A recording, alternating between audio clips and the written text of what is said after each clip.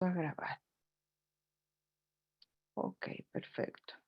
Bueno, pues this is the beginning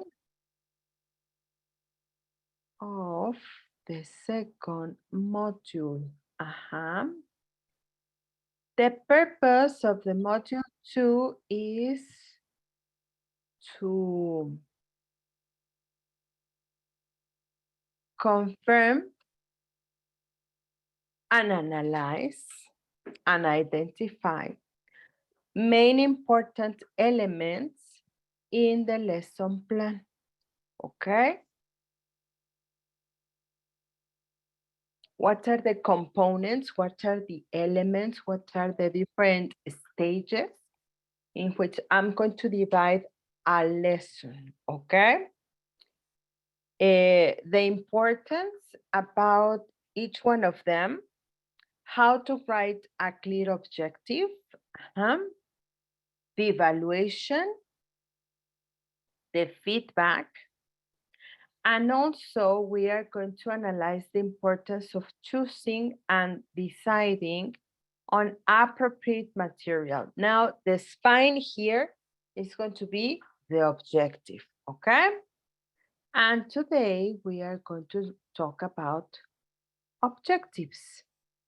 Entonces, the objective of this lesson is by the end of the lesson, candidates will be able to make a checklist for evaluating the effectiveness of learning aims.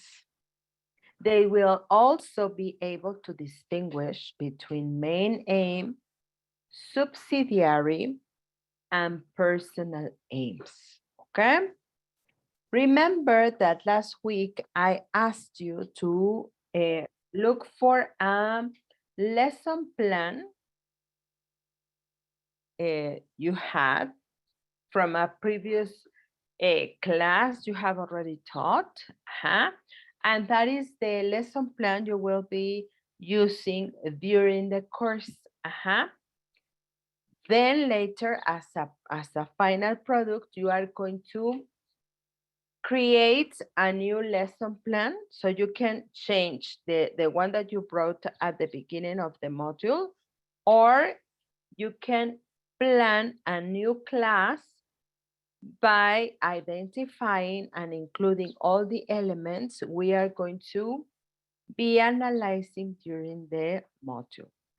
So we are going to, even I was thinking of having a special session for the teachers who may probably want to have a revision before handing in your lesson plan. Okay? All right. So let's begin.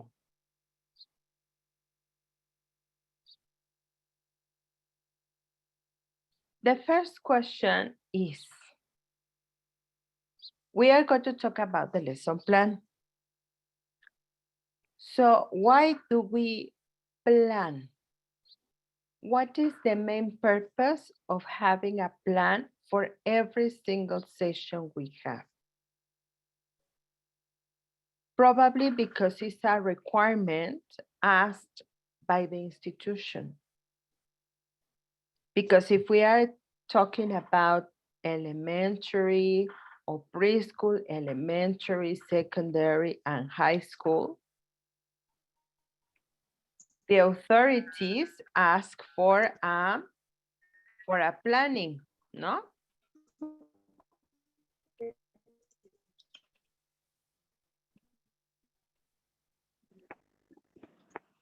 But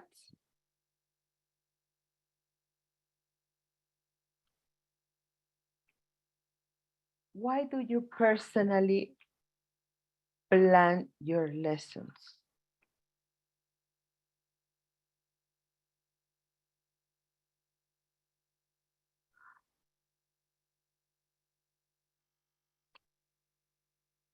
Who can tell me?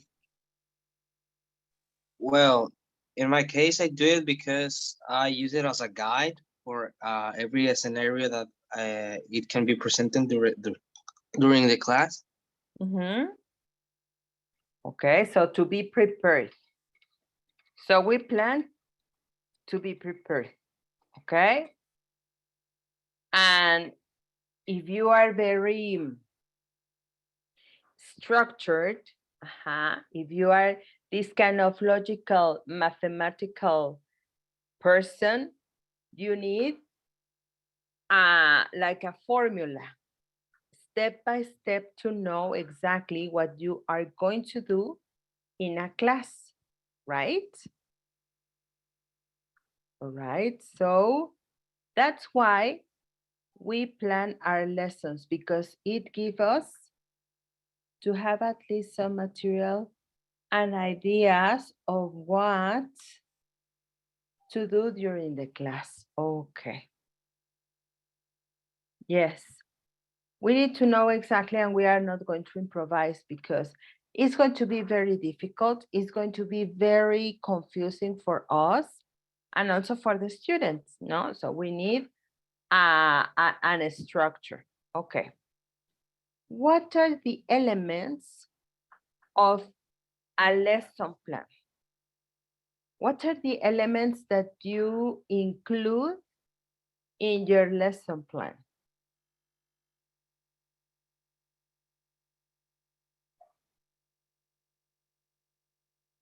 What do you write? It doesn't matter if the lesson plan has a format, or if it is a list of activities, if you do it in your notebook, if you do it in a post-it. What elements do you think are important to include to make your plan?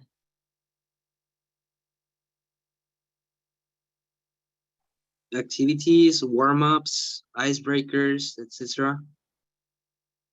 Okay. Topic to cover, material or activities. Okay. Timing. Okay.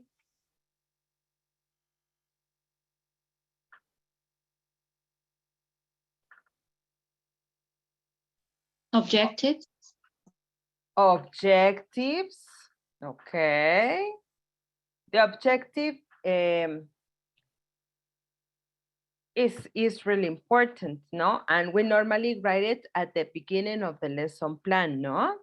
And the objective, bueno, later we are going to talk about the objective, but the objective, you do it based on what comes in your book, the objective from the book.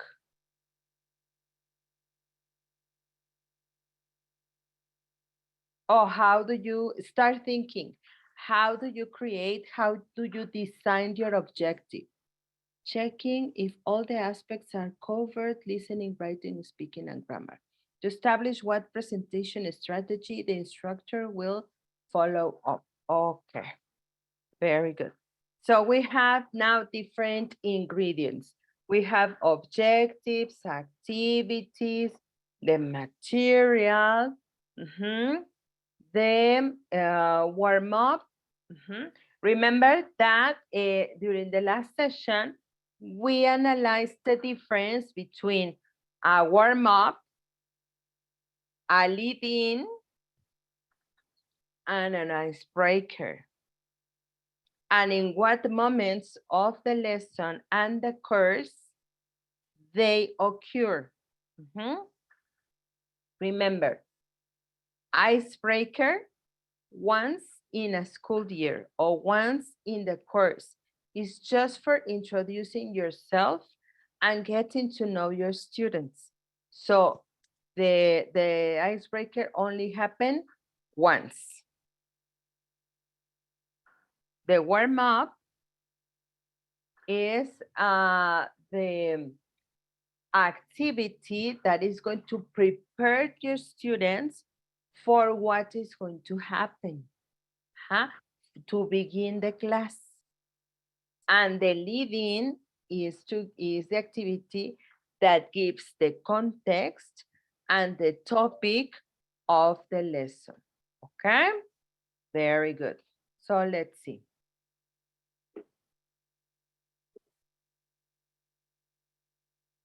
How do you design a lesson plan?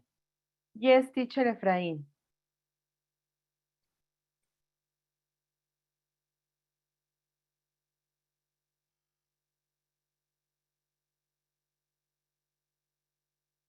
Teacher Efraín.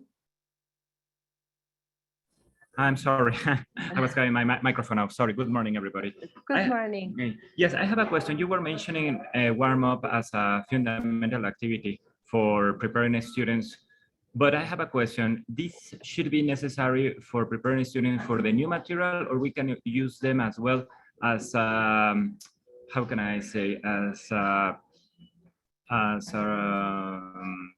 as a way to confirm they have already acquired the previous learning or structure they have already discussed throughout the classes. So warm-ups are focused mostly for the new material. It's a way to present. It's like a pre-presentation, or is it just a confirmation from the previous one? Yes, the second one. And when you are going to present your topic or your class, remember the context of the lesson. You have a leading activity. Remember do you remember the class? Well, I don't know if you were in the class about the methods and approaches. The PPP teacher, the leading activity was when he was asking about the jobs. About the jobs he had in the past. So that is like to say or to give the idea or to the students that the topic of today is going to be jobs. We are going to talk about jobs. And the warm up is all the routine we have with our students. Calling the roll, checking the homework, maybe a game, something that you use to probably to check what you saw the previous lesson, and also to allow latecomers to arrive and give them time. But the one that is going to give the así como el marco o el topic of the lesson is the leading. Okay, yeah. Like the pre-reading and the pre-listening. Something like that. So the pre-listening is not considered a warm-up? No, the warm-up, no. It's not a warm-up. We are going to, when we see the stages of the lesson, probably for you it's going to be easier to identify the difference between the warmer and the leading. So don't worry. Okay, thank you very much. No, you're welcome. And how did you design a lesson? What ideas, what elements, what concepts do you take into account when you are in front of your computer or your notebook and you need to start preparing your classes?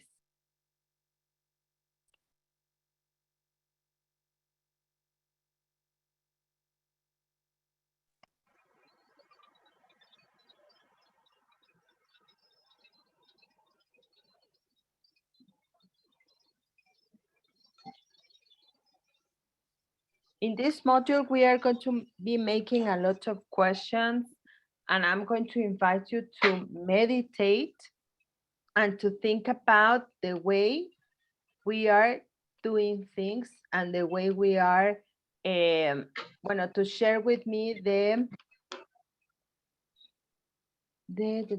experience you have. Hay un micro aprendido. Ya, listo. Muchas gracias. Many things that you do every day to meditate and to think about them. Okay, for example, I personally, when I design my classes, I take into account the level, the material. In some classes, I have books, and in some other classes, I don't have books.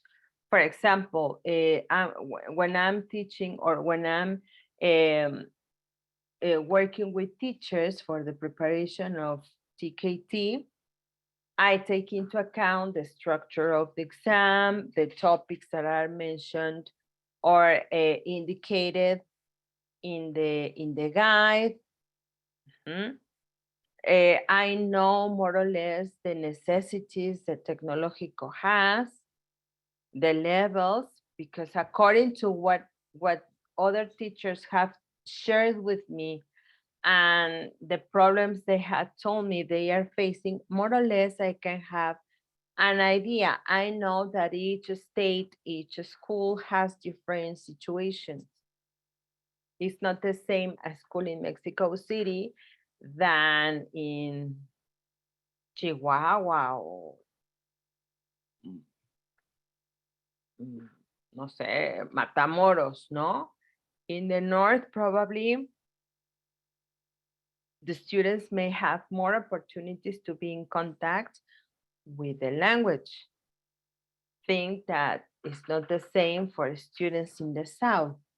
Normally, I decide what to teach depending on the topics needed to cover in the program, the needs of the students, and different ideas that come out when I want to get them more immersed. Okay, so we take into account the material and the topics. Okay.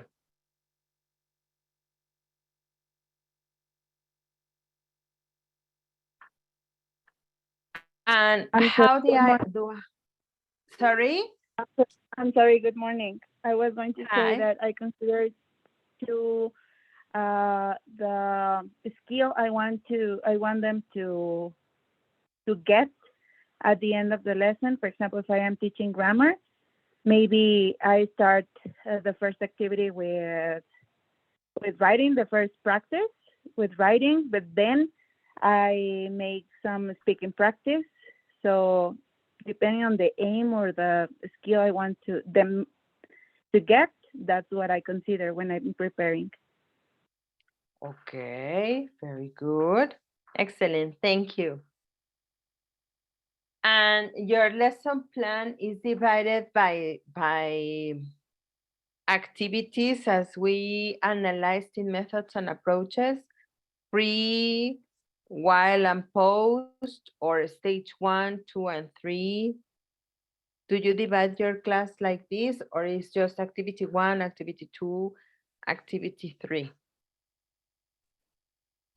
I do that. I divide it like into numbers, but first we deliver a plan at the beginning of the semester that includes all the topics that we're gonna see according to the school program that is basically it's based on the books. And then we have like we have the we have given to choose freely how to teach. I mean, we don't have like, you have to teach your class like this. I mean, they give us that free decision of how to teach our classes. And I really like that. So what I'm doing at the moment, and I'm considering all the things that we learned in Module 1 here in this course, because there are some things that I wasn't including. And in these past 2 weeks, I've been adding some things that I've been learning here with you, so that I can improve. But I do that. I divide it into numbers. I start with number 1 and so on to all day. Okay, okay, very good. So we have different points of view. We include different elements. We design the lesson plan according to, yes, taking into account the necessities of the students, but also the objectives, and why not our expertise, and keeping into account the experiences we have, and we know exactly what works best for the students and for the dynamic of the class, no? All right, very good. Remember, there are no correct or incorrect answers, okay? We are just sharing points of view. All right. We are going to see the lesson plan as a recipe. We all have read a recipe. First, we have the name of the recipe or the name of the dish, no? Afterwards, we have the ingredients with the units of measure, the amounts of each ingredient, and then we have all the steps in the correct order to prepare that dish. So first you do this, then you do that. Finally, you have this. And every single step is directed to achieve or to prepare or to obtain the dish we see in the photo. Normally we decide to prepare something or to try to do something because we see it and we say, ah, that looks delicious. No, so let's try it.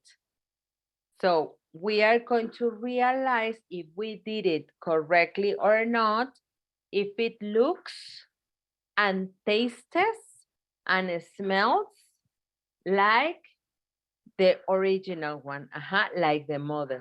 More or less, we are going to do something like that.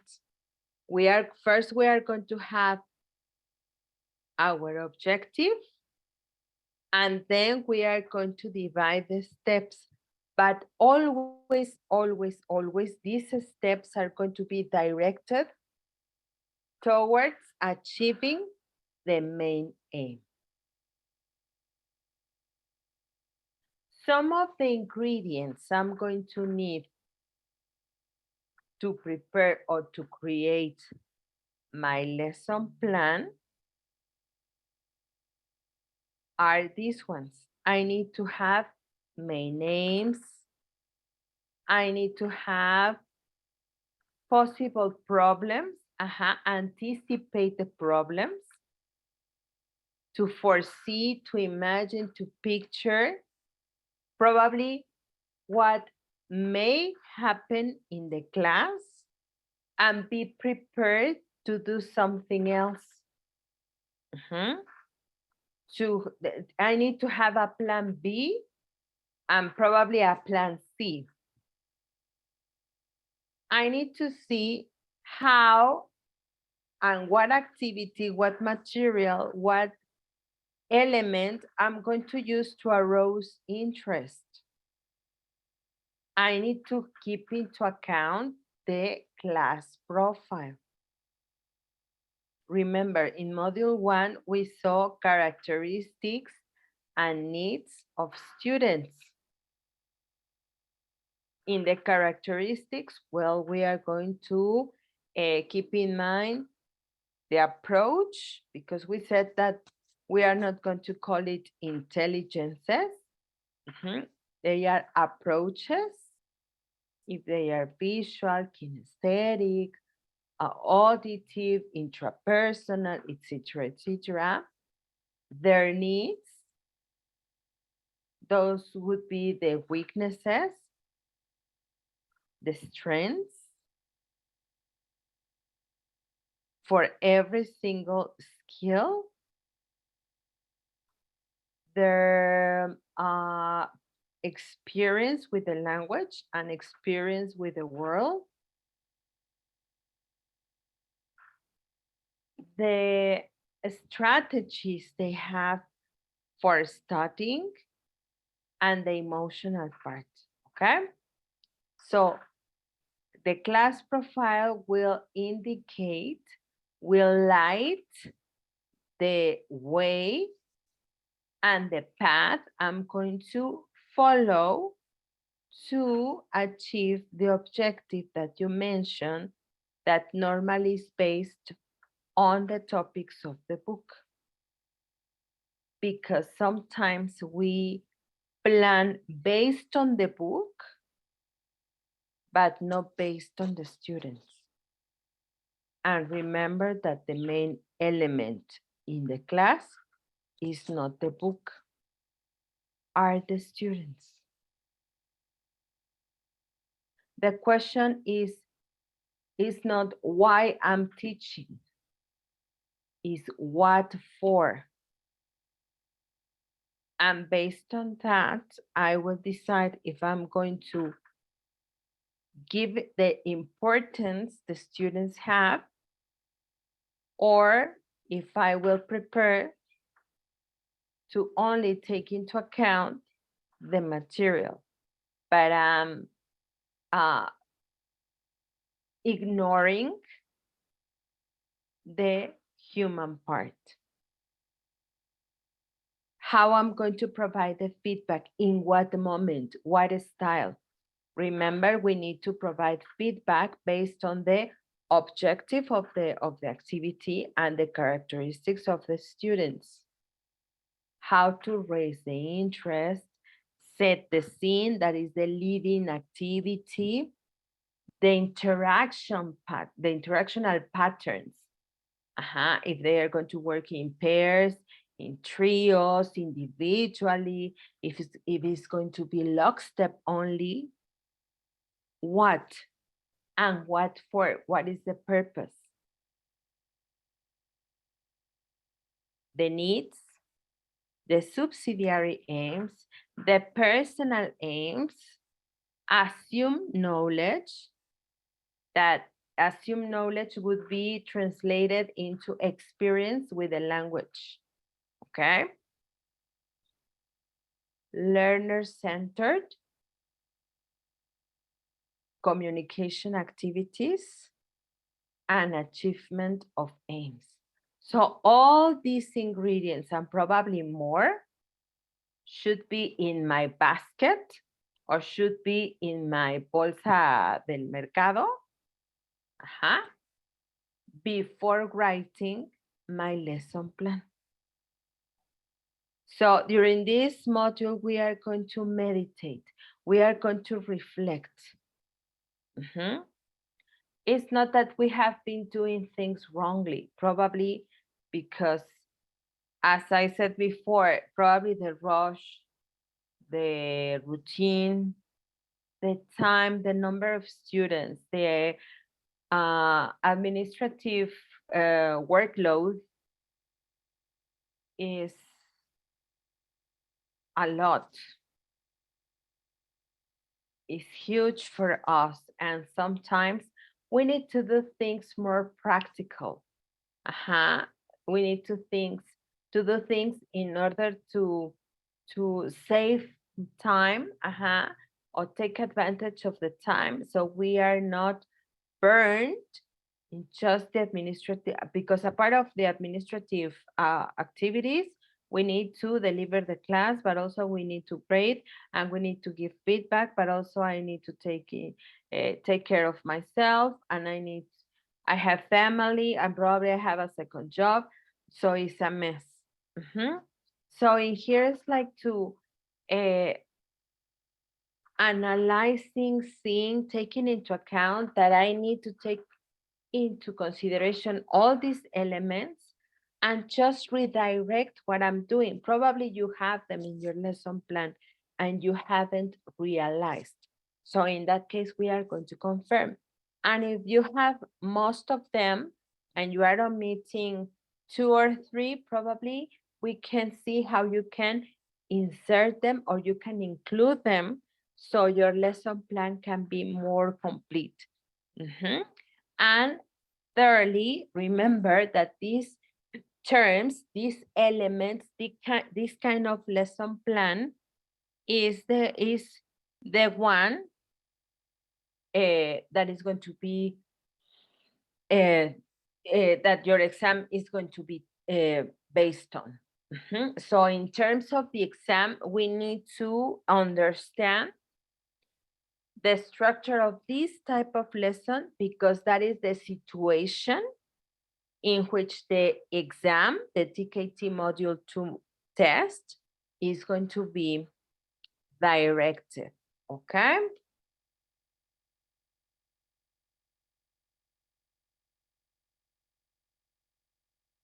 So you mentioned that in your lesson plan, what you keep in mind are the aims. The aims or the objectives. We can have, yes, don't worry. You are going to have the listing. You are going to have the notes, don't worry.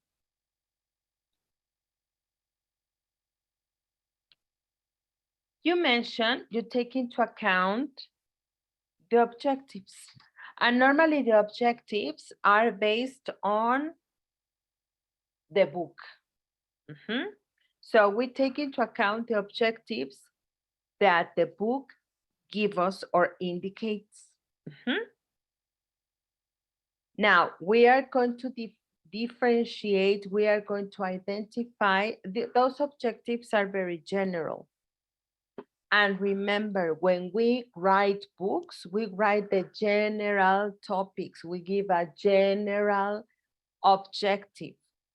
But each teacher is going to adapt that general objective to the specific necessities of each group. It's impossible to find a book that fits perfectly to a specific group unless it's a tailor-made book, but that is impossible. And as a business, for a big pressing house, it's not worth it because your market is going to be only that school. It cannot be adapted to another school because the book and the activities and the methodology maybe is based on a specific group or a specific community. So the books are made for general schools. Can be public, can be private. Some books sometimes are planned for, I don't know, maybe for, no sé, for 7th grade, for secondary. And some schools maybe who are a little bit higher, they use those secondary books in high primary. So they are using more advanced, more challenging books in order to keep the track. Or can be the opposite. I can be using in a very high levels because of the necessities and the characteristics of the students. I need to use more basic and easier material. So this material fit is really, really complicated. So yes, in general, because you teach or you deliver your lesson plan in advance, probably you can have the main aim based on the book. But once you have started working with a group, getting to know your group, knowing the capacities or the necessities, the skills they are strong on, and the specific characteristics of this specific group, bueno, I'm going to adapt the document I presented in advance, and I'm going to redirect those main aims, especially for this group of students. So what I need first to do is to have this diagnostic evaluation. So in here we are rescuing learning styles, students' necessities, students' characteristics, and evaluation, which are topics we analyzed in Module 1. Okay? So we are going to analyze closely today the difference between the main aim, the subsidiary aim, and the personal aims. Which ones are for the students? And which one is going to be for the teacher? Because we are not the rock stars.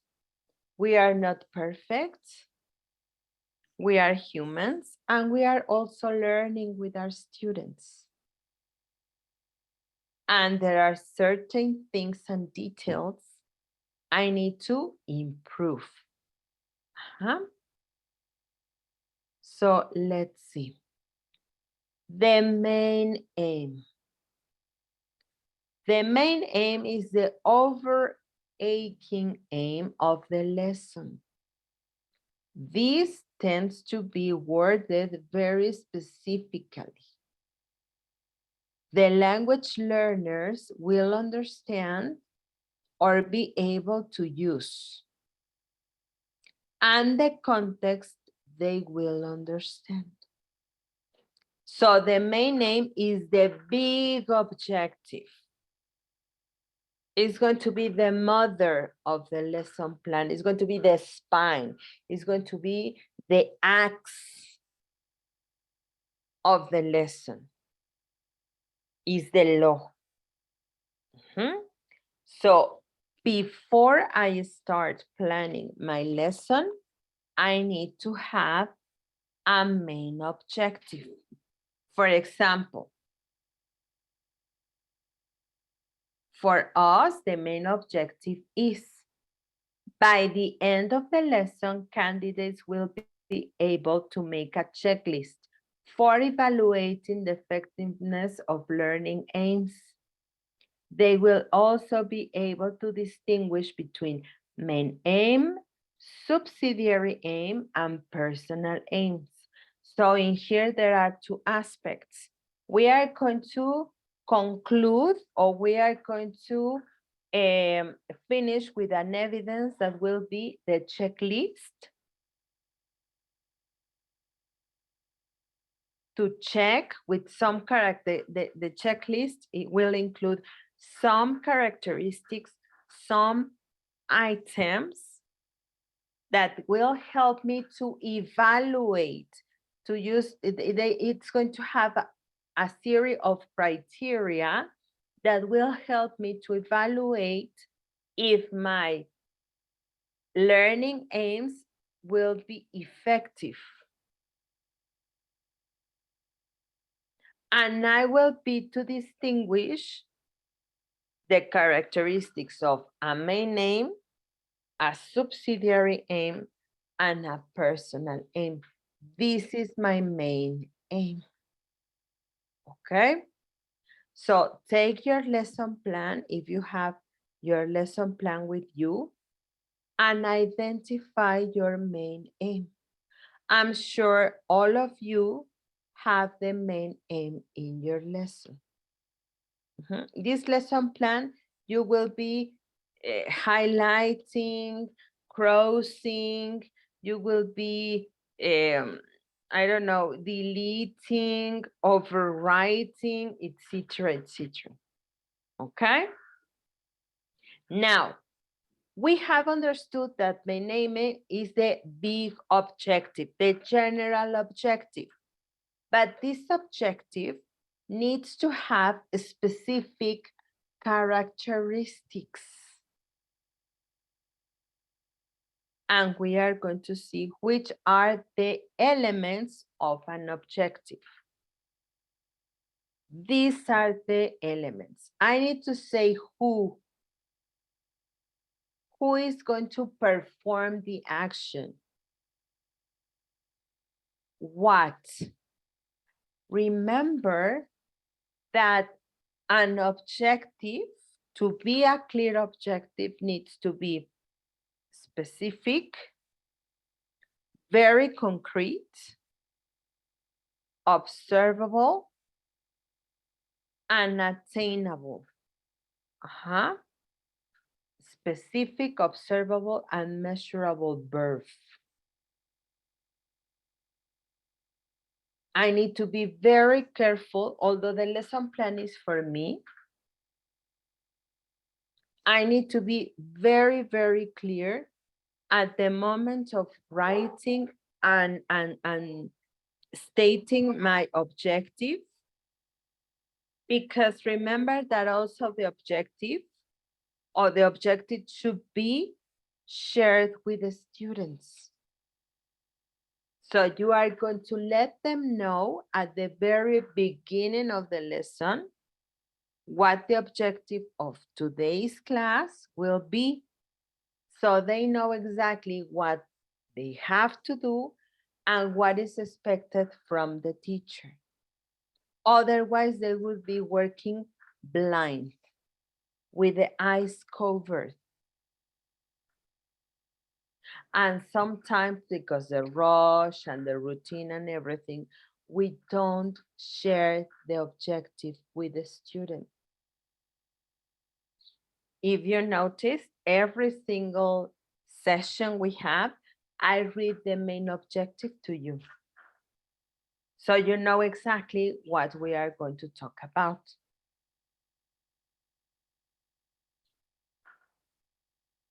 It's good to share the objective with the students because you let them know exactly what the topic would be. So you activate the students' schemata. They are able to look in the mental files, the specific information, experiences, vocabulary, and grammar they are going to be using. So it also has a mental and a physical reason to be given. Entonces, so because the objective is not only for me, it's going to be the criteria I'm going to use with my students to evaluate if they did it or not, needs to be very specific. They need to be able to see if they did it or if they didn't do it. And it should be measurable. Remember in evaluation, remember the difference between formal and informal evaluation. You consider that this lesson, because it is the input, well, I'm not going to have a formal evaluation. I'm just going to be observing. So it's informal. It also needs to include the context, the condition in which these actions and these students are going to be working.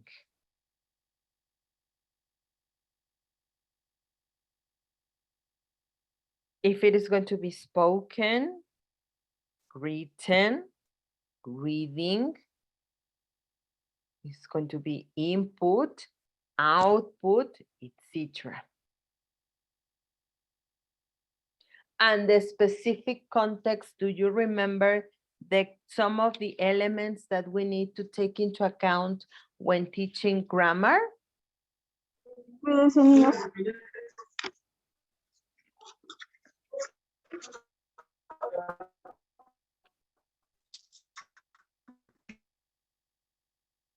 When we are teaching grammar,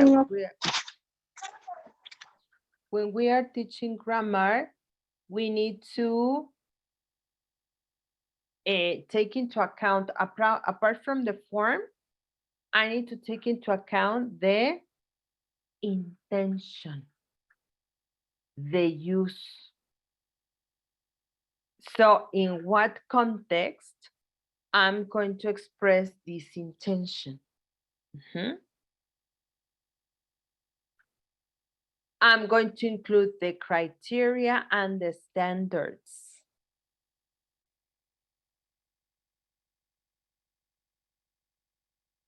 In what task and how I'm going to carry out this evaluation, because although I'm presenting only vocabulary, I need to be constantly evaluating my students. all the time because I'm going to be observing. And most of the evaluation I'm going to carry out with my students is informal. That should be the criteria for evaluation should be. That's why the objective needs to be observable. Any person that comes into your classroom may be able to see just because the activities they are doing to spot what is the objective because it's so clear, it's so observable that anyone who probably haven't read the lesson plan may be able to identify part of the objective, may be able to identify what you are doing and what for you are doing this activity. Remember that the question we should be asking all the time is what for? ¿Para qué? Yes, they are going to have a reading, sí, pero ¿para qué? They are going to read out loud. What for? I'm going to be playing tic-tac-toe. What is the purpose? What for? So I need to have the same criteria, the same acts, okay? And don't sidetrack because that is very easy, okay? Questions about elements of an objective?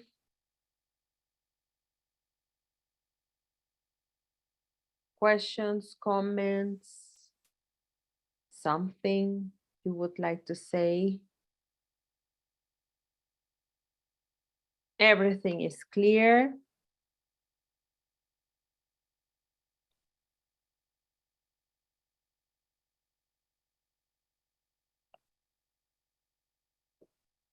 No? Okay, so let's continue.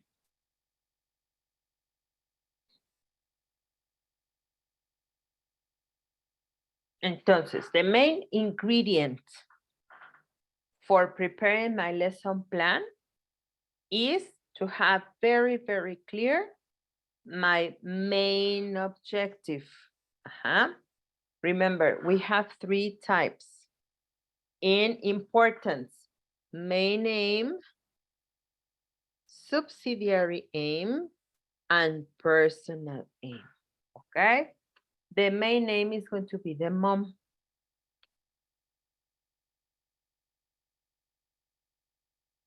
You know this, the Bloom's taxonomy. And these are some of the verbs. We have, pero plenty of verbs. We can use these verbs to write the objective. And we can use these verbs also as a guide to identify exactly in this lesson what my students would be doing. For example, in this case, with you, we said that we are going to make a checklist for evaluate the effectiveness of learning aims. Distinguish between the main aim, subsidiary aim, and personal aim. Entonces, what cognitive activities we will be doing? Well,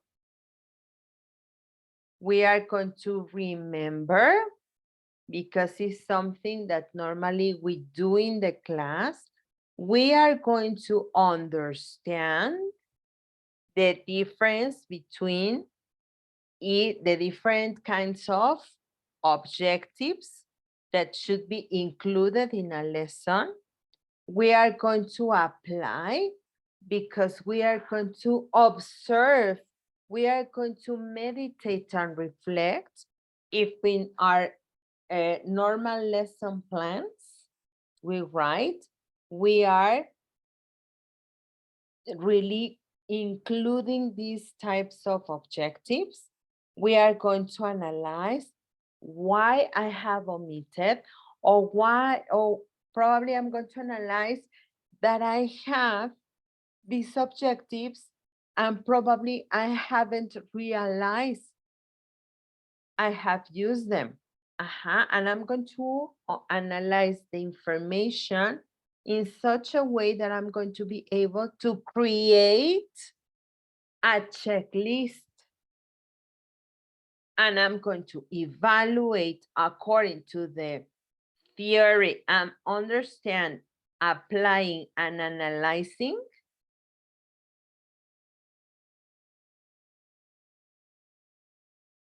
is included.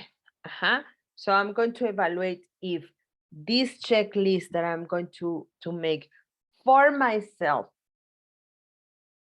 and in terms of the exam are working or are included. Okay, so the same process should happen in my classroom.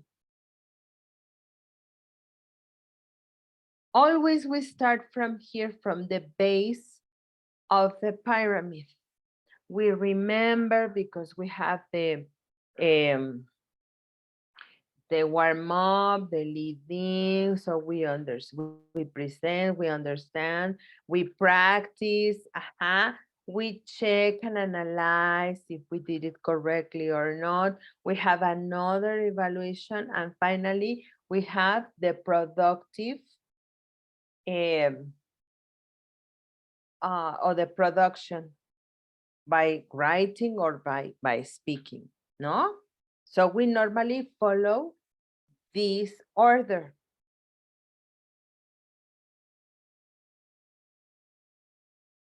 To be honest, in my case, what I do is to do it from here to here. Me, Ildana, in my classes with my students. I ask them to create, to evaluate, analyze, apply, understand, and remember. But traditionally, we do from the bottom to top. Okay, so keep in mind these verbs that should be also taken into consideration in the elements of a complete and a good objective. Okay, something else I need to include, because in here it's going to be observable and measurable, and I need criteria and standards. But what is the spine? The Common European Framework of Reference. I shared with you the can-dos per level. So I need to know where the students are, where are going to go, and I need to know in this process where they are. Remember, if they are going to start the book A level A1, that means that at the end of the semester or at the end of the school year, they are going to be A1. Not that they are A1. So I need to make my diagnostic test, probably to take the standards from pre-A1, really basic students. That for adults, that pre-A1 doesn't exist, only exists for children. That level exists for children, but not for adults. For adults, it's A1. Entonces, if I consider that my students are lower, I need to push them to work with them together in order to achieve the A1. So I need to check what they have, what they need, what are the positive characteristics, what are the weaknesses they have. And according to that, I need to make a plan. So I go with them together, little by little, to achieve the A1 level. And here you have the standards, A1, A2, B1, and B2. You have them in the classroom. So analyze them, check them. You need to know this one, the previous one, and the following one. So you know where your students are and where you are going to take them, okay?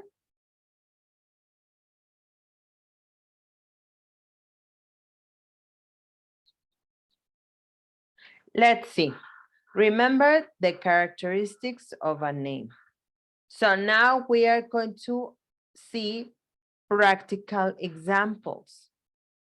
We are going to spot all these elements and characteristics, the person, the action, the condition, because it's not, to talk about future. Sí, pero future, ¿qué? To talk about past. Sí, pero past, ¿qué? In what context? With what purpose? To talk about past experience? To talk about or to describe a series of activities? To describe, no sé, habits and routines in the past that are not true in the present anymore? Because in past, we have a lot of structures. We have a lot of time expressions. We have a lot of intentions that remember those intentions, although they exist in Spanish, are not normally used, at least in our country, ¿no? Entonces, because they don't happen or they don't occur or they are not used in the normal way of speaking of my students and mine, it's going to be very difficult for them to file this structure. Entonces, dice, we have two aims and we are going to analyze which one is more effective and clear. The number one, it says, learners will be able to use the present perfect simple to describe situations in their lives that began in the past and are still continuing. This is the first option.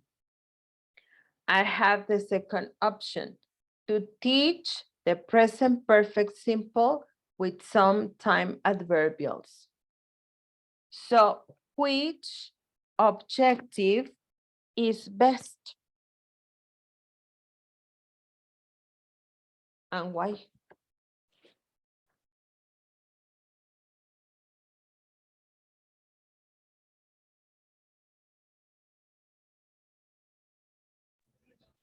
I think the first option is more feasible for students because actually you are mentioning that they are using the grammatical structure for personal or professional experiences. So you are establishing from the very beginning the intention, no? Yes, that's correct. Okay. And in here is the normal way we write our objectives, no? Don't say anything. Analyze in this moment, I'm going to give you 3 minutes or 2 minutes to check in your lesson plan your objective and check if it looks more like this or like this. Observe.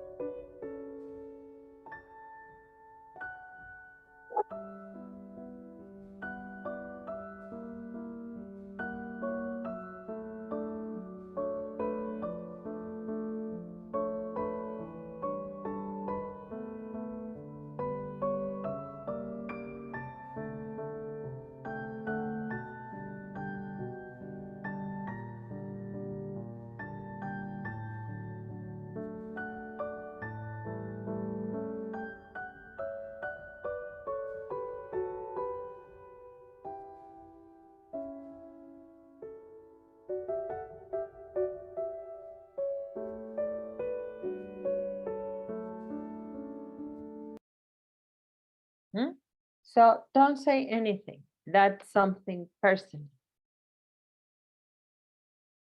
And that's why you are here. That's why you want to get the certification, because you want to improve in case your objective is like this. Now, let's analyze the elements in here. I need to have the who, what, when, where, and why. These are the 5 most important questions for me in life, for everything. When I need to make a decision, for example, a personal decision, although it may be difficult or very easy to make, I need to say who, or I need to identify who is going to be included or who is going to be affected. What I'm going to do, when, today, tomorrow, where. Is the decision needs to be made at home, in my job? Do I need to go with an authority to a specific place? And why? What is the purpose? Why is the main goal? What for? Why? So if we take into account these 5 elements when making a decision, for us would be easier.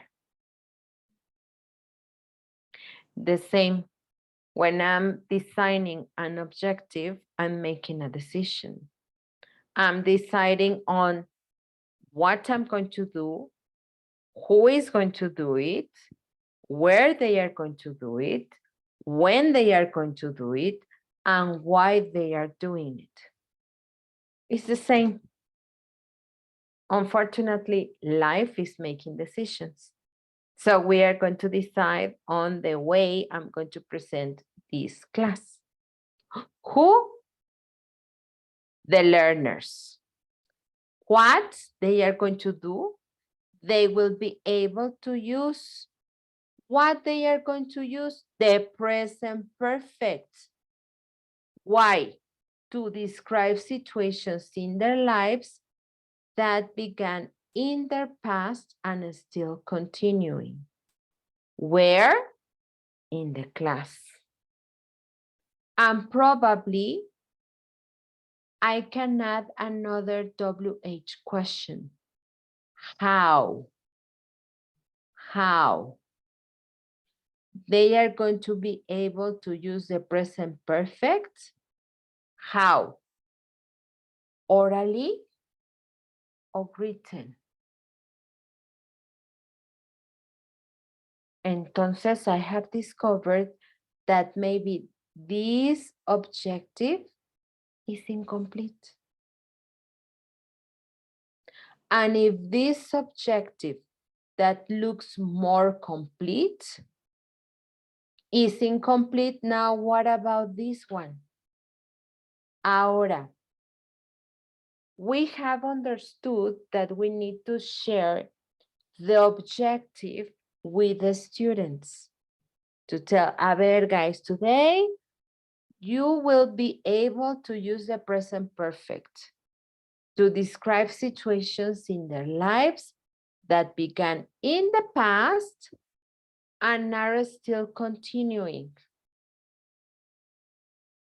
And we are going to practice these skills: reading, listening, and speaking. But remember, it's not reading, listening, and speaking. Reading for gist, reading skimming, reading for a specific idea, for use. What for? Entonces, todavía I need to include more details. And I can put it like this in a list. Skills: reading for gist, listening for, no sé, for general, igual, for general idea, for gist, because it's the input, maybe. Writing, controlled practice, because the controlled practice is going to be written. So spelling and sentence convention, because it's very controlled practice. Entonces they know exactly what they are going to do. And also, híjole, teacher, es que nada más tenemos 50 minutos and we have a lot of things. So in that case, your students know that they need to fulfill these 5 or 6 activities in just 50 minutes. And if you accustom your students to this dynamic, little by little, it's going to be normal for them. Remember, a change or the acquisition of an habit takes about 25 days. So it's not going to be easy. You are going to need a lot of discipline and constancy. But if you do it like this, in a month, you are going to change completely the dynamic of your class, and your students will be accustomed to that way of working. Another thing that you take into account, apart from writing and designing the objective for you and your students, what would happen if, for example, you said, pues, ¿qué crees? My husband, wife, boyfriend, girlfriend, whatever, won a week trip to Cancun. And I'm going to be out for a week. So Ildana is going to come to cover my class a week. Or probably it's not a trip. I have a necessity, I got ill, something happened and I need to be absent because a health problem. The objective needs to be so clear that any person that may come to cover your class may be able to do exactly the way you were thinking and designing at the very beginning. Otherwise, if you tell me to teach the present perfect simple with time adverbials, pues I teach the present perfect, time adverbials, and probably I just teach yet, or yes, yet, or since only. And maybe you wanted to divide present perfect, third person, and second and first person in another lesson. Or only affirmative. Y yo les ambuto negative and interrogative y se hacen unas bolas espantosas.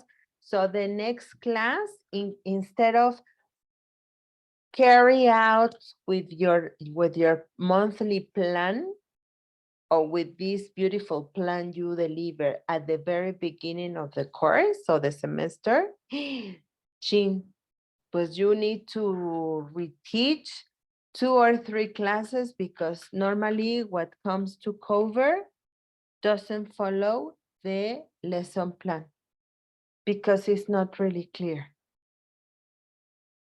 Entonces, we need to be very clear that the lesson plan is a tool, yes, for delivering our class, but probably also in case we need to be absent, and someone else needs to come and cover my class, and for the students.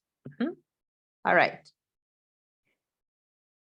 So in here, yes, the first one is the most complete or the most effective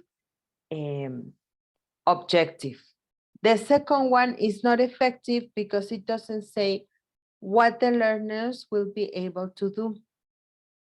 Just to teach this objective looks more directed to the teacher rather than to the students.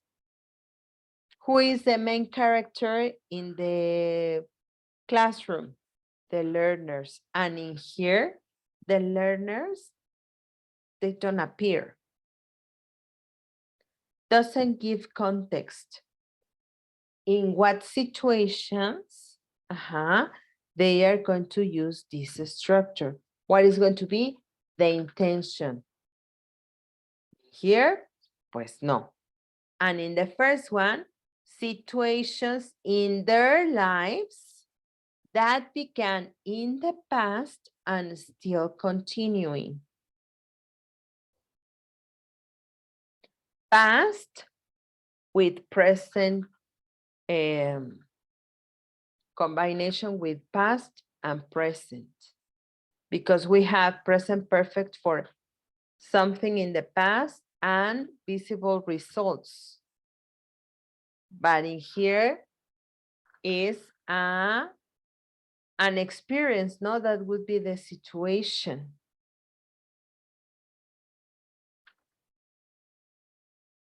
It's vague and lacking of detail. No, pues the teacher will teach present perfect, time adverbials. Sí, pero which ones? I have different uses for present perfect, no? Experiences, activities that began in the past that are still present or continue happening in the present, recent past with evidence. At least I have 3, no? Entonces, pues I need to specify what is the objective, the intention they are going to analyze. It would be difficult to measure if learners achieve the aim. Evaluation. Remember, evaluation is not the exam, is observation, which is informal evaluation. In here, probably this description may be written.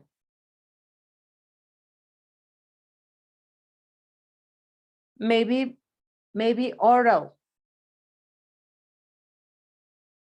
So I know that I would need these specific elements or rubrics for evaluating a written activity, or I will take into account these sub-skills in speaking. Fluency, pronunciation, accuracy, vocabulary, etc.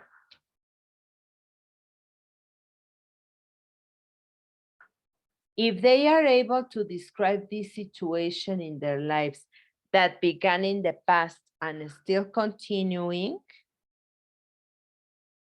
either written or oral, I have elements. I can have a list of 2 or 3 elements to decide whether the students did it or not.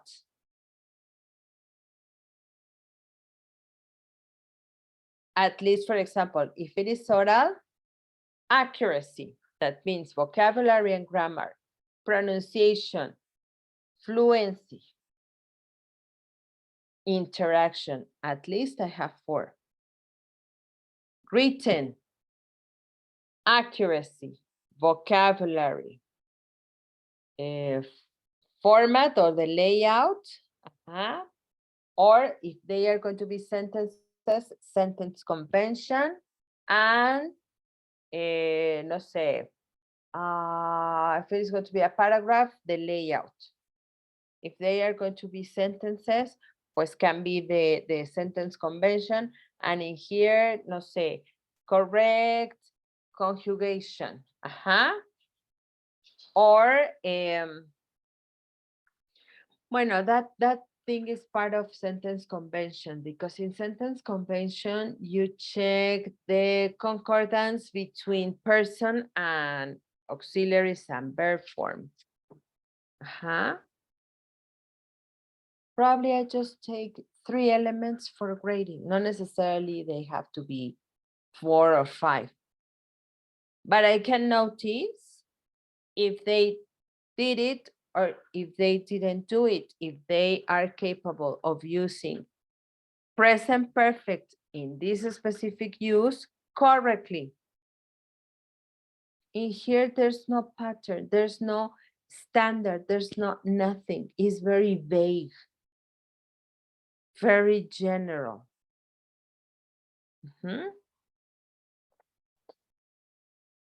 Entonces, I need to identify who, what, where, when, why, y how. Now, for example, I have another main name. By the end of the lesson, the learners will have practiced and will be better able to talk about and ask about people's arrangements. Invite someone to do something, say yes or no to invitations, and to make arrangements. When, who, what, in here is just practice. They are going to, this practice is directed to improve. So that means that is a sort of remedial work, or probably in here I'm going to have, I detected that my students need further practice. So I give them controlled practice or semi-control in order to improve. To talk about and ask, so to talk and ask, they are going to be expressing this arrangement. So it's an arrangement is present continuous with future meaning. They are going to invite someone to do something. Invitations will or shall. say yes or no to invitations. So in here, I need to know words and expressions, idioms, in order to reject the invitation, either informal or informal way, and to make arrangements. So this is very general. Probably this aim for me looks very, very complete in such a way that probably this main aim could be achieved in 1 or 2 sessions. Remember, the main aim is the big idea, la mamá, the spine. And from this spine, the other objectives are going to be growing, okay? Or they are going to be appearing. So as I said, this big can be divided in subsidiary aims. What is a subsidiary aim? A subsidiary aim is the second in importance to the main aim. Tends to be worded less specifically than the main aim and are linked to the main aim. So in here, the illustration, very clear. This is my main objective or my main aim, and this main aim is going to be divided into different subsidiary aims. One of the questions I made at the very beginning is, how do you design your lesson plan? And some of you told me, no, but I make a list of activities. Every activity obeys or should obey to the subsidiary aim. They should be related to the main aim. They cannot be isolated. Otherwise, your students are going to be lost and confused, and you don't know exactly where to take and what to observe in your students. The main aim is the tree, and the subsidiary aims, the branches. So when you add up subsidiary aims, you build up the main aim. So, Yes. Si yo sumo this subsidiary aim, blue, yellow, green, brown, and red, 1, 2, 3, 4, and 5, they give me this. Example, by the end of the lesson, the learners will have practice and will be better able to talk about and ask about people's arrangements. Entonces, a subsidiary aim would be, we'll have practice and will be better to talk about and ask about people's arrangements. Probably they need a specific extra work or extra practice in present continuous with future meaning. Invite someone to do something. Pues another subsidiary aim. I need to focus on checking or introducing expressions, specially designed to invite someone. And at the same time, I'm going to introduce expressions that are used to reject or accept this invitation. And after checking this,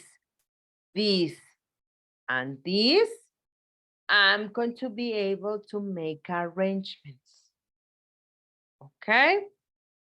Entonces, for example, the main name is un cake. If I mix flour, vanilla, milk, eggs, and sugar, I have a cake.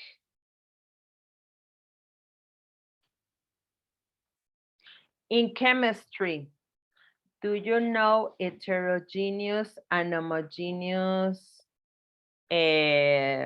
mixtures?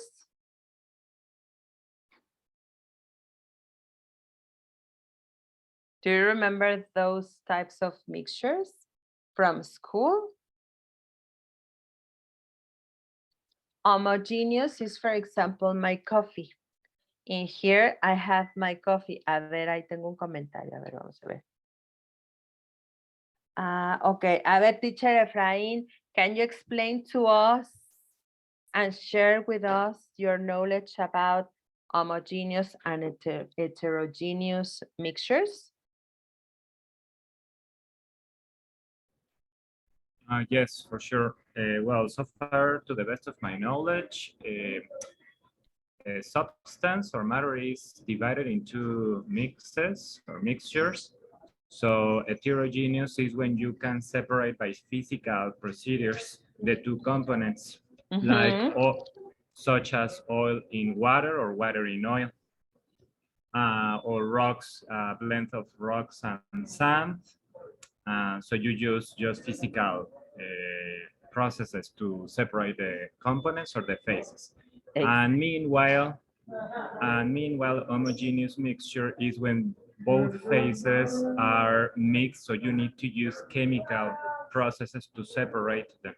So like gasoline, milk, so it's an homogeneous. So to separate proteins, carbohydrates, or vitamins and minerals, you need more accurate or chemical processes to separate the components.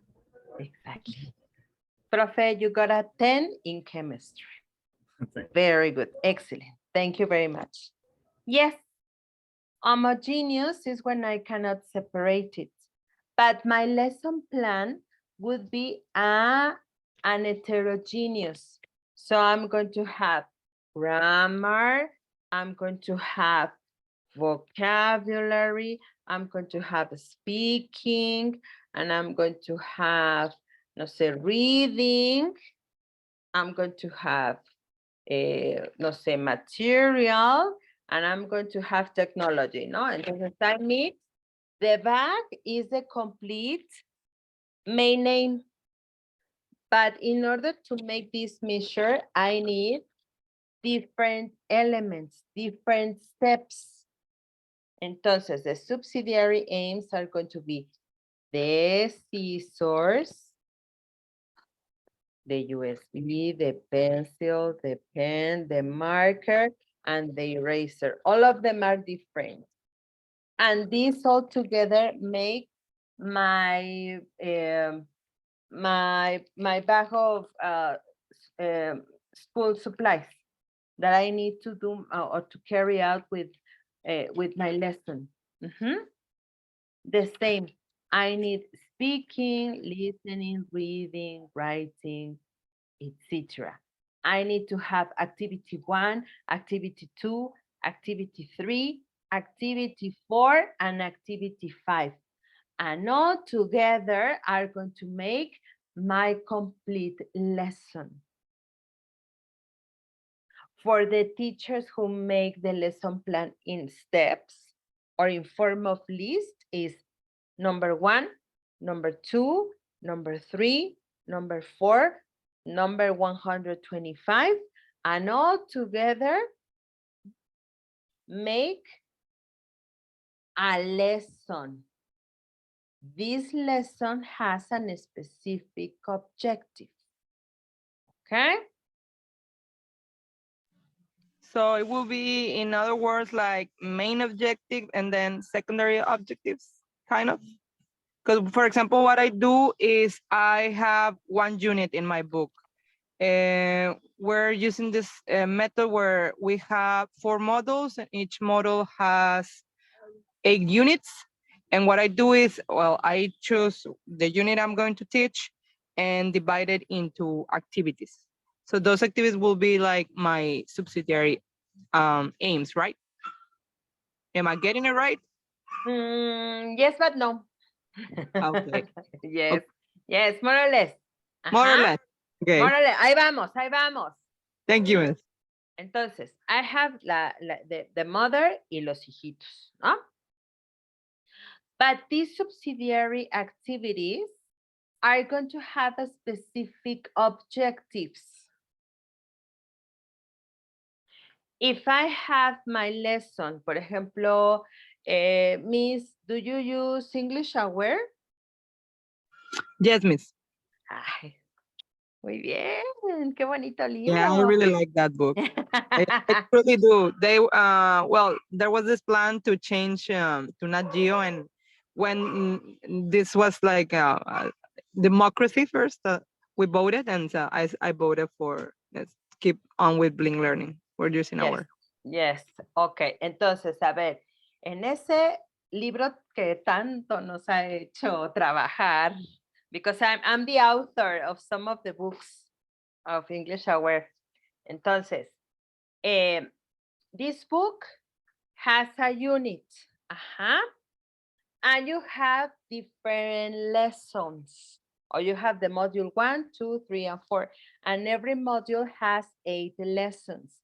Each lesson is directed to achieve or to, yes, one goal, for example, to talk about or to use present perfect or present simple to talk about habits and routines with vocabulary of everyday activities, okay? Entonces, in this lesson, I have listening, grammar, vocabulary, listening, reading, speaking, and writing.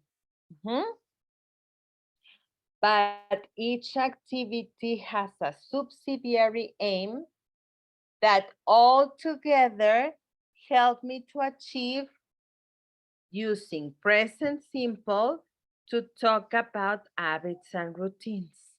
Okay?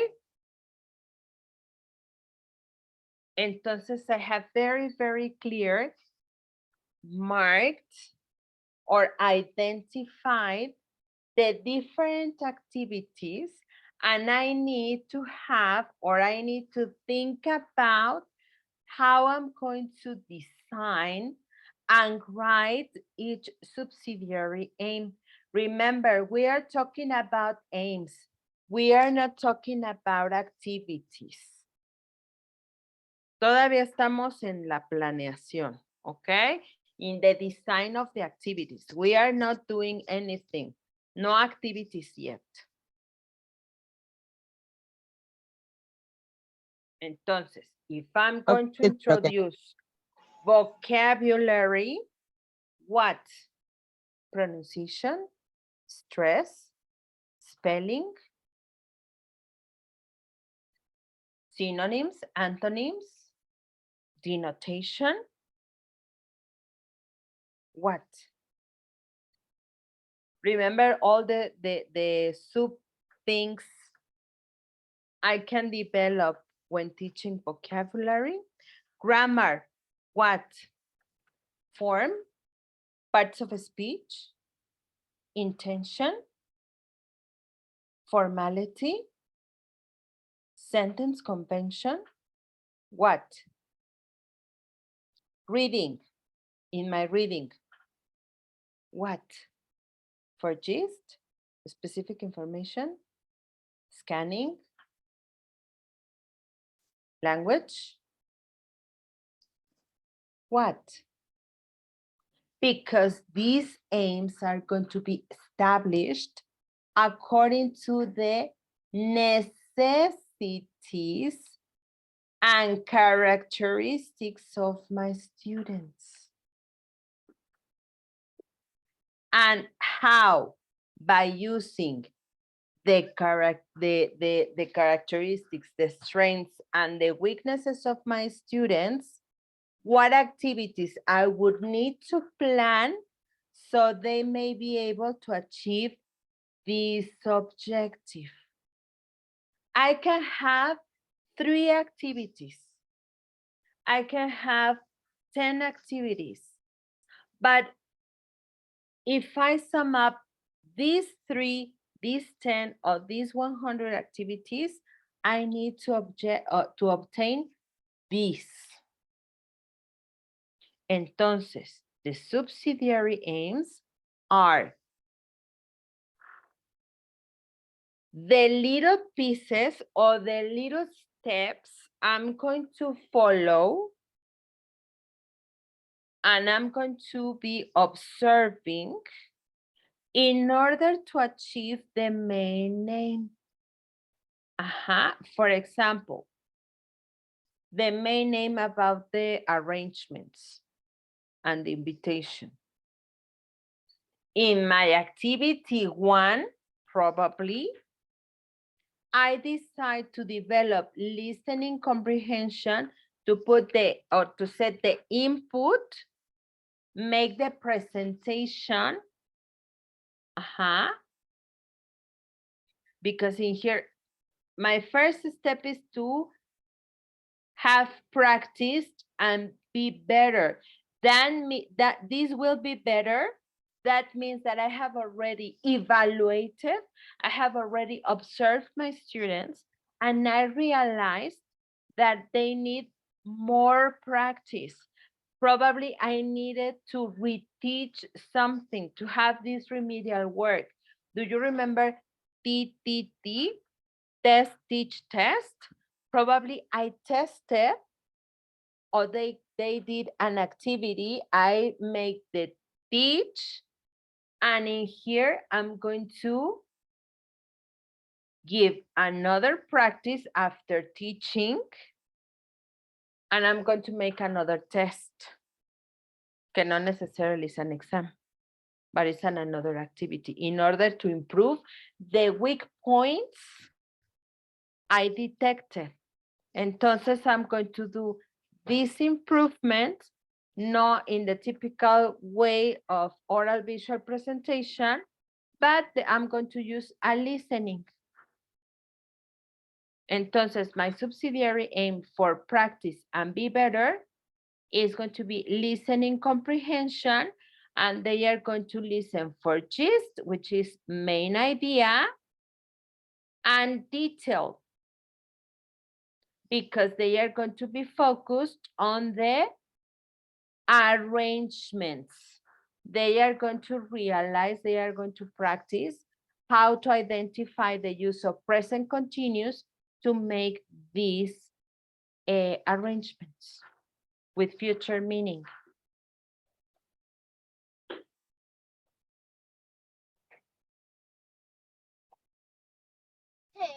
So it will be more, let's see if I'm getting it more correctly. Like subsidiary aims will be maybe or not maybe, I'm understanding it like the usage of different sub skills to accomplish my main objective. You have your objective. And in order to achieve your objective, you design different activities. But these activities aim to accomplish the big objective, need to have a specific objective. And these specific objectives for each activity, if you add them up, see if they were numbers, the total would be the main aim.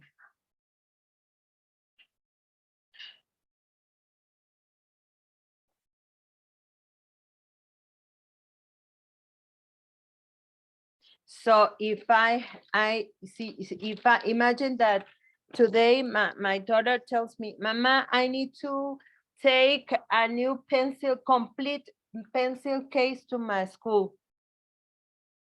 What elements do you need to make or to form a complete pencil case?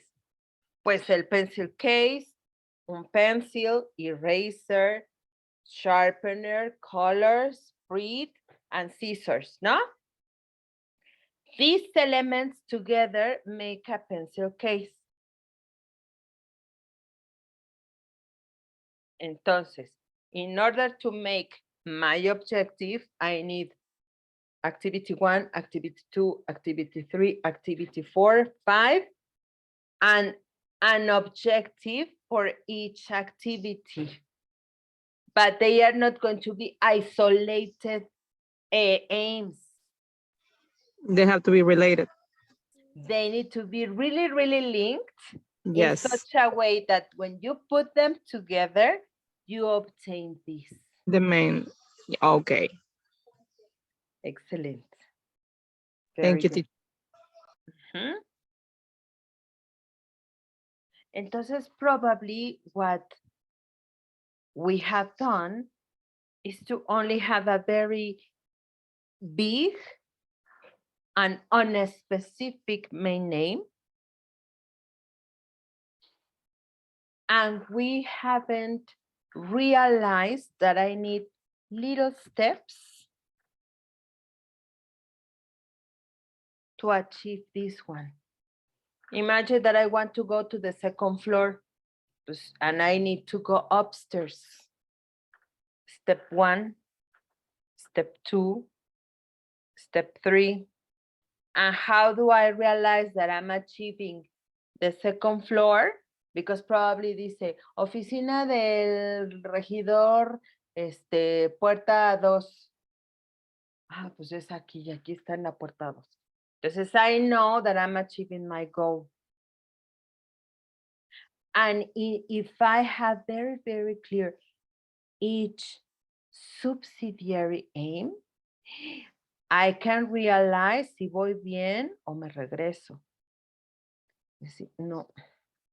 O sea, verbs, they have, imagine that I'm going to present present perfect, no? The one that present perfect to describe past experiences, ¿no? Híjole, los verbs past and past participle se hacen bolas. Entonces, probably I should adapt the lesson plan and create another subsidiary aim that helps me to accomplish this in order to fulfill this. Okay? We are Teacher. going to put, yes. Sorry to interrupt you, but I'm thinking, for me, it's a big concern when we have books. We need to finish the books, cover all the units, all the activities. But now, and I understand clearly that you said that the subsidiary aims are aimed to achieve the main aim. And then I think that I have a practical example. What you said, for example, you were talking about present perfect. So my lesson planning, if I know my students are not good in verbs in past participle, in order to achieve their understanding of the present perfect, my subsidiary aim should be maybe a review of the verbs in present perfect. In past participle. Sorry, in past participle. Because those are part of the structure of the present perfect. And as you said, they are going to be the little steps to accomplish the main aim. Exactly. Okay. We have very clear that those concepts. So in the subsidiary aims, I need to take into account the sub-skills. Remember, it's not to read, blah, blah, blah, blah. No, what? This, or this, or this. Listening, writing, speaking. What? Now, can you see that terms and concepts from module 1 are going to be included in module 2? Entonces, they are going to, in order to be able to make invitations, probably the invitation, they are going to do it in a role play, and it's going to be speaking. Entonces, the input is a reading. What sub-skill they are going to use? or I'm going to work with in this lesson. Ah, no, pero luego del reading, they are going to do a listening. Sí, pero what they are going to do for gist, specific information, for detail, what? Maybe attitude. Because the main aim is to make invitations and reject or accept, no? Entonces they need to distinguish also the intonation for when you are accepting and when you are saying, híjole, no puedo. Híjole, sí te acompaño. It's the same. I'm communicating the same. It's not the same intention. Que si me dicen, do you want to go, would you like to come with me to a Luis Miguel's concert? It's not the same. Sí, sí, sí, voy. Ah, sí, sí, sí, voy. O sea, como de chin, pues ya ni modo. No, and that is not the intent, probably the intention I want to project. And if it is going to be written, bueno, what from these sub skills I'm going to be working with? Remember, I cannot say writing, sí, writing, pero que writing. I cannot say listening, sí, listening, pero que. What? Because otherwise would be escuchar por escuchar, leer por leer, hablar por hablar y escribir por escribir. And that is not the purpose, because remember that the students need to be competent. So they need to have, yes, the knowledge, the attitude, and the aptitude. So please don't forget, in order to make lessons more effective, needs to be written based on the students. I need to say or establish very, very clearly what and how they are going to be doing things. What is the situation? What is going to be the emotion and the intention the students are going to be needing and using? Exactly to say what sub-skills and the contextualization of these sub-skills. If it is going to be reading, what sub-skill? Listening, writing, speaking, whatever. Make sure that aims are measurable. In order to evaluate, chin, lo están regando, o híjole, vamos bien. Probably they are doing so well that I can skip the following activity and I go directly to the semi-controlled practice. So I need to know, they need to detect if they are doing well or not. How teachers know and what learners can understand and perform the target language situations described in the aim. The aim is going to give me the criteria I'm going to use to evaluate.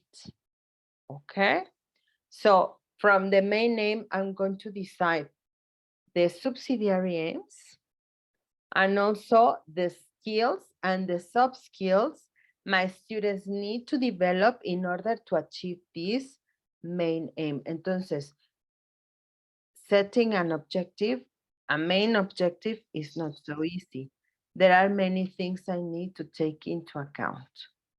Okay? We are going to talk about personal aims, and then we are going to have a practical activity. Let's take a 10 minutes break. At 11:01, we are going to come back, okay? Entonces, 10 minutes break and we continue, all right? And think and meditate. And if you have any questions, you let me know, okay?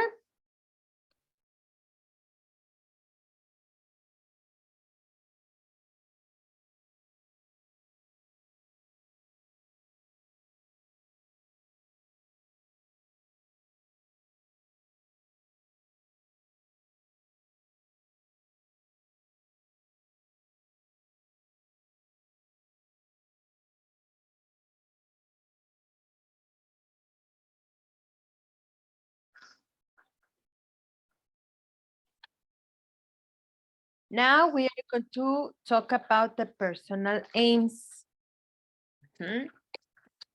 These aims focus on an aspect of of teaching the teacher needs to improve. Okay. For example, delivery of instructions. Feedback. Provide feedback.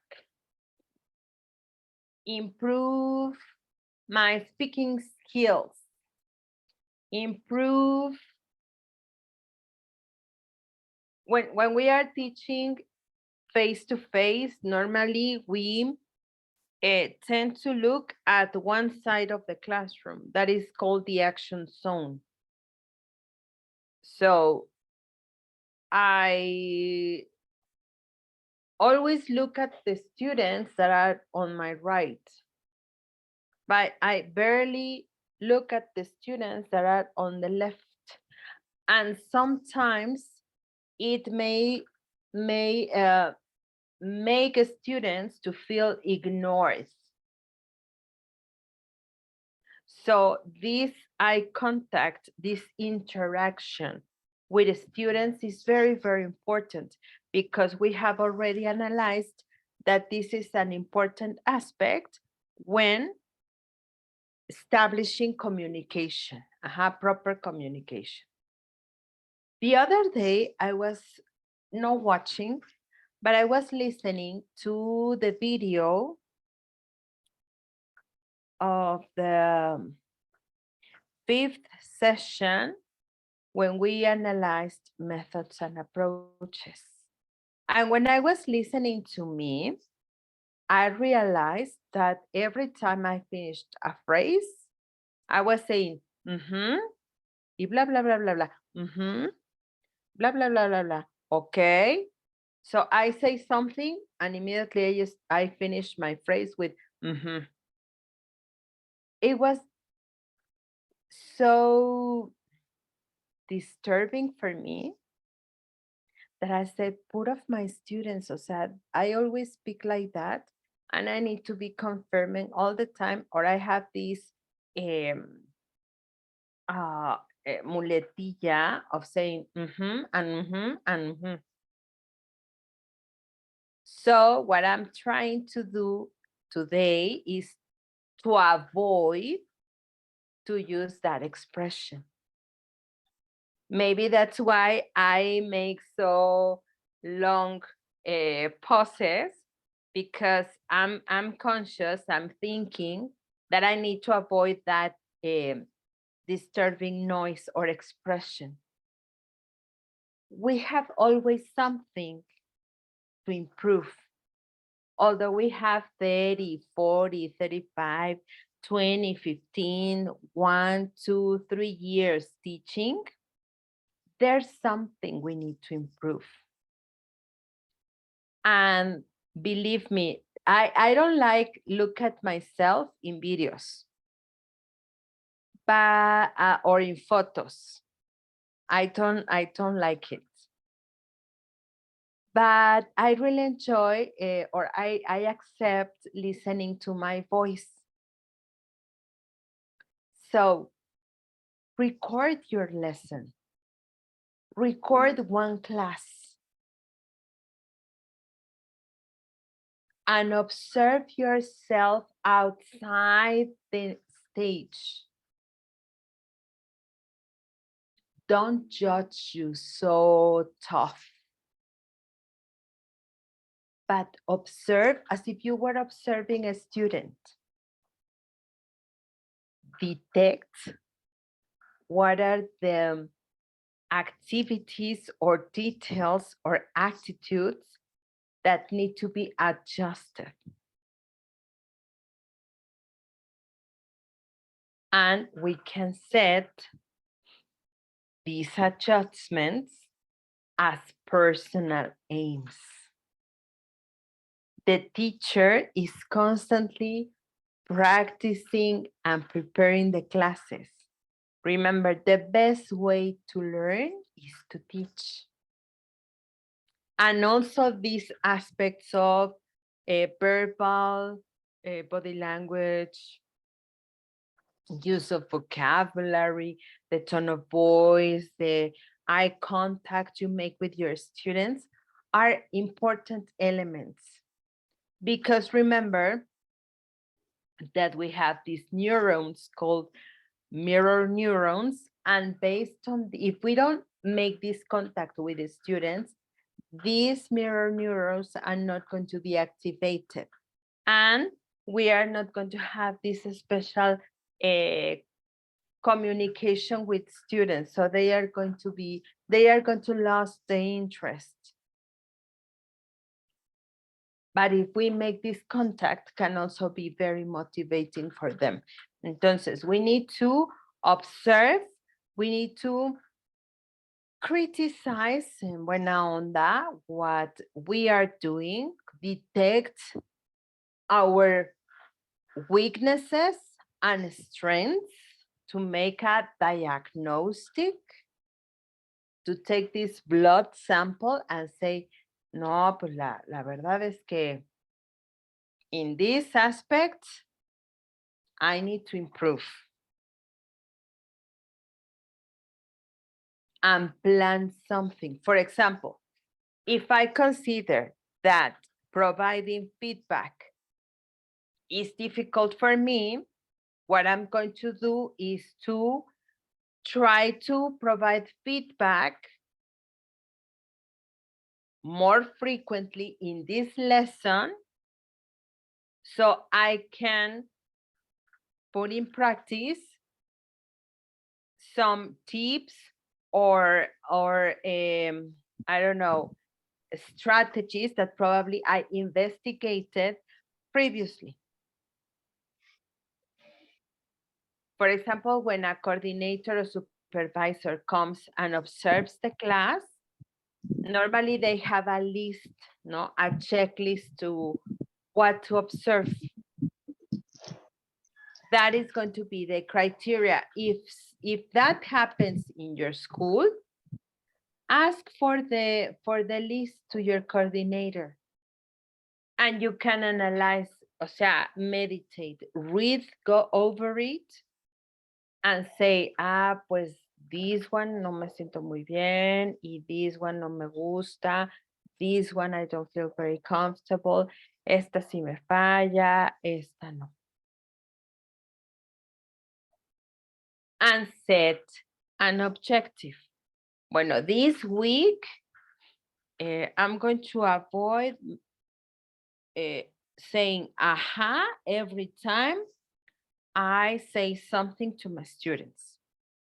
And so I'm going to be conscious. And probably I can rewatch this recording, this video, and see if I did it better than the video I watched last week. And I can detect another element or characteristic I can improve. Another attitude. For example, for me, it's very difficult to establish or to set the pre-reading, the while reading, and the post-reading. Entonces, I'm going to pay a lot of attention in this lesson. This especially is going to be about reading, and I'm going to pay a lot of attention in can be the design of the activities in the lesson plan or the way I'm going to propose and carry out the activities. Entonces, I'm taking into account the students, their weaknesses, their needs, but also I'm taking into account my necessities and my characteristics, my weaknesses and strengths, so I can improve as a teacher. Why are the aims so important? Because they give a purpose, a direction, a meaning for this process of learning. Otherwise, it would be wasting time. You are wasting time and your students are wasting time. And you feel dismotivated and the students feel dismotivated. Entonces, pues, we are just playing. There's no purpose. Mhm. So I know exactly where I need to take my students, where they are, and how I'm going to plan the route. Okay? So that's why I need to know the profile of my level, of the previous knowledge, así como el perfil de egreso, from the level they come from, and the profile of the following level. So I know where they are and where I'm going to take them. They enable teachers to focus on what their learners need to achieve. It's not giving class or teaching the lesson just because I need to follow the book or achieve the goals of the book. No, it's personalized, it's land, is adapt the book to the learners. I need to check first the kind of activities and take into account these characteristics so I can change, I can omit, I can probably use something else and then go back to the book, okay? It gives a format, it gives a framework to the lesson. Helps the students, helps teachers to select appropriate materials and activities. For example, for this main aim, probably I need to I use test, teach, test, y luego I'm going to use PBL. Entonces I know exactly what are the processes, what are the steps, what are the activities, what are the materials I'm going to use, how much time, if it's going to be individual, in how I'm going to form the teams, if afterwards they are going to have a presentation, how much time they will need for that presentation, etc. Anticipate problems and solutions. And these problems and solutions were very frequent when we were teaching online, ¿no? Que se iba la luz, que se iba el internet, que se trabó la no sé qué, que se reinició la computadora. Entonces, my students are waiting there for me. So I needed to foresee and to have the plan B. When we have the problem, we don't know how to react. We don't know how to solve the problem. So we get into panic and our brain literally stops. So I need to calm, picture, visualize what may happen and have the plan B. Yes? Imagine that in the afternoon, I cannot give or teach the class for the teachers in the afternoon. What should I do? Pues ask them to watch the video, and tomorrow, or probably, yes, tomorrow that we don't have class, we make an appointment in the evening because I'm not in the university yet, and we can clarify some questions. So we can have a discussion session just to clarify and confirm information. Entonces I have prepared immediately the solution. Can be a reference point for teachers to measure learners' achievements. Evaluation. Sorry if I insist in evaluation. Remember, the most important thing is not the final product. It's the experience I gain throughout the process, because this objective is fictional. What enriches your life is the experience. When you I totally attend- agree, teacher. to teach with purpose. Exactly. Imagine about, think about yourself in our career. Imagine that you want to teach in, no sé, in a university somewhere else. And they ask you for the resume, no? They ask you for the CV. What do they check? The experience, no? What do you talk about? What you have lived, the situations you have faced, and the solutions and the decisions you have made in order to overcome those problems. That gives you the experience. And experience gives you wisdom. And now, if you look carefully at the formats of resumes, they ask you for these soft skills. Yes, papers are important, and most in our job, no? Que si la licenciatura, que no, bueno, for example, for primary teachers and preschool teachers, when you see the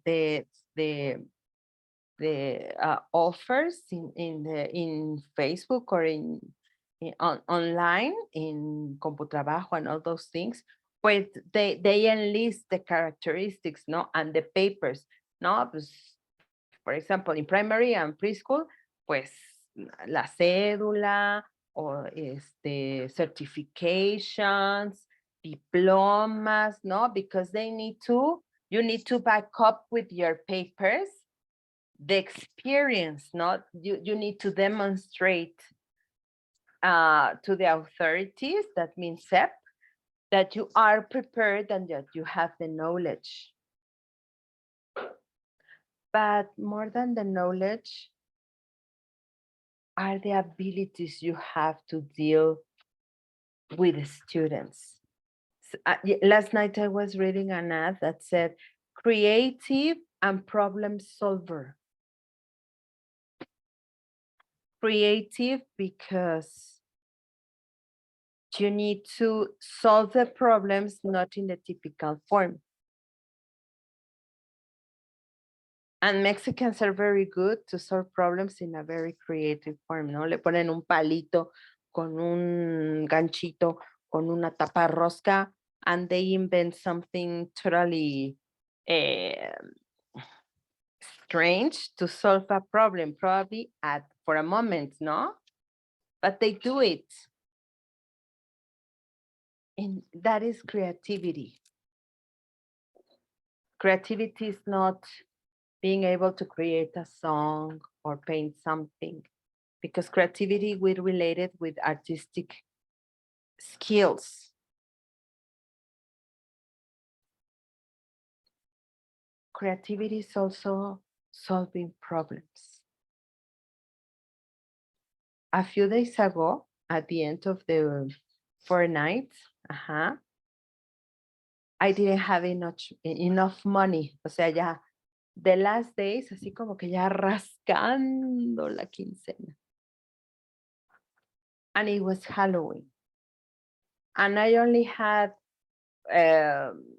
bread, cheese, and some jam and eggs to prepare my daughter's lunch.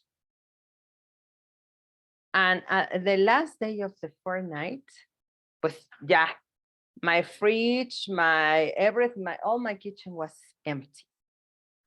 And it was Halloween. And I said, pues I can only prepare a very simple lunch. And I cut the apple with a face and I cut the bread with scissors. So I created with these few ingredients and elements I had, I created a very nice lunch, and she was showing off the shapes and the foods she had, and they were very simple things. So that's creativity, to do things to achieve my goal, and probably using a pencil and a pen and a piece of un post-it, un pobre post-it y un pencil.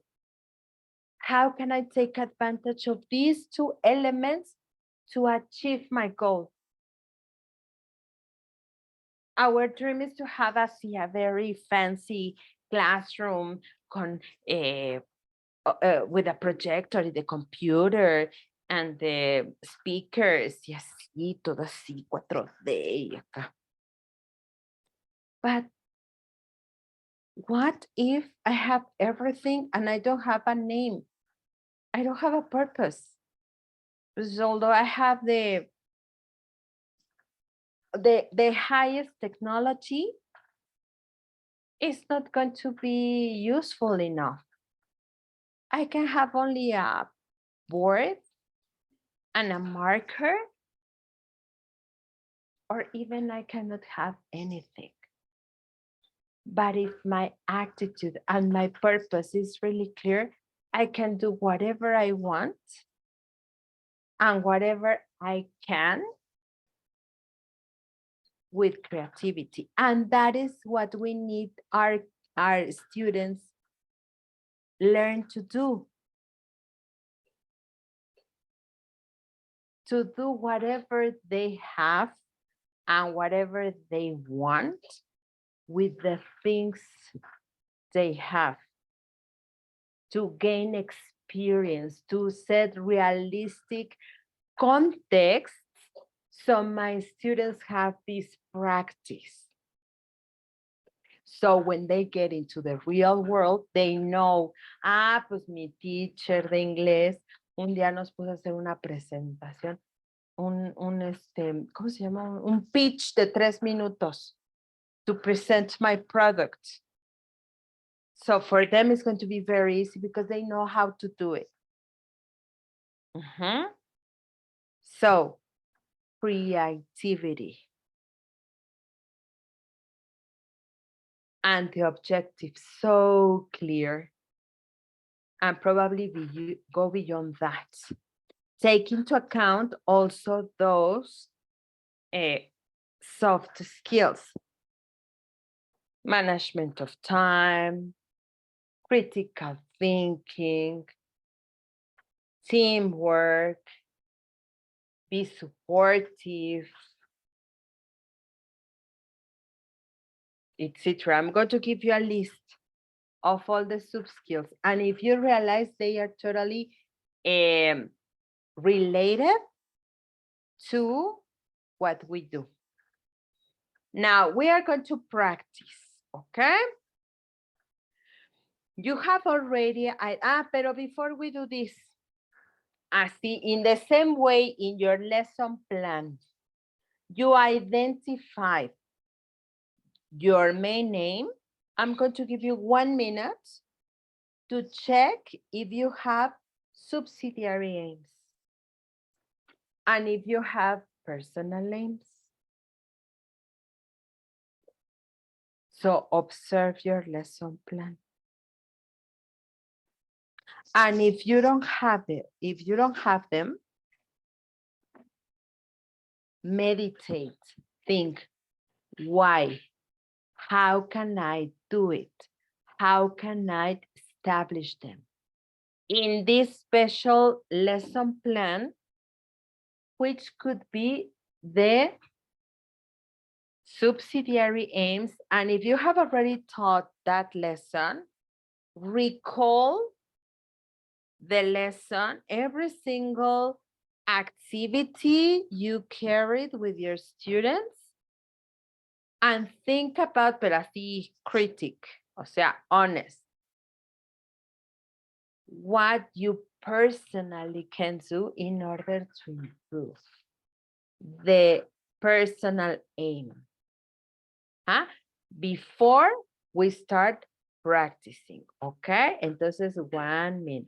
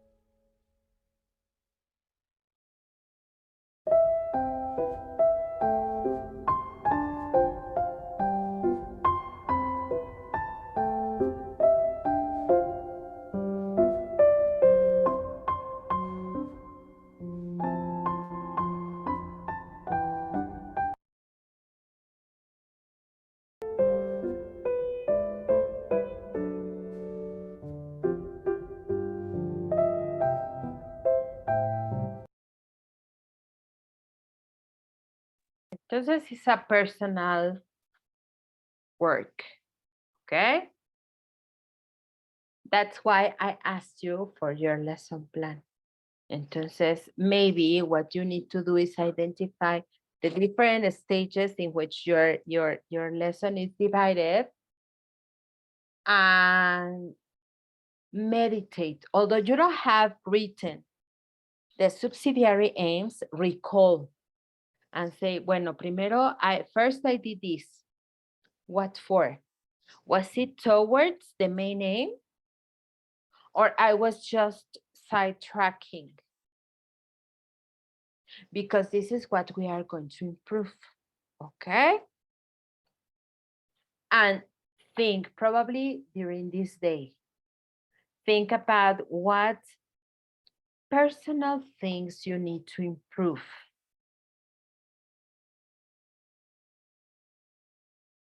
And in what step or stage in your lesson you can practice or you can create this opportunity to practice and improve what you need to improve, okay? Entonces, we are going to put into practice all the theory we saw today. And as you can see, some information and some elements from the module 1 are included or are used in this lesson, okay? Entonces, first, we are going to see how well we recognize main aims and subsidiary aims. Entonces, here I have. Entonces, I'm going to enlarge it and say, for example, if I say to use strategies for dealing with unknown words in reading comprehension passages, deducing meaning from context, using knowledge of the world, and using word structure. In this case, this one is main aim, subsidiary aim, or personal aim. Read again.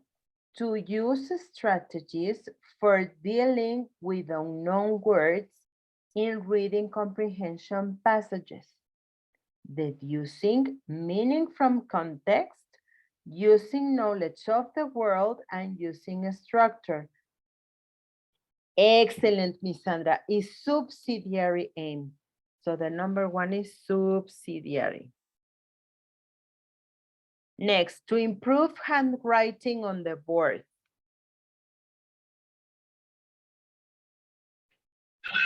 Personally, Exactly, this is personal. Revise language for describing people. subsidiary. Because it's very vague, no, very specific. Sub. Luego, we have to use narrative tenses, simple and past continuous, to create stories of the theme of Halloween.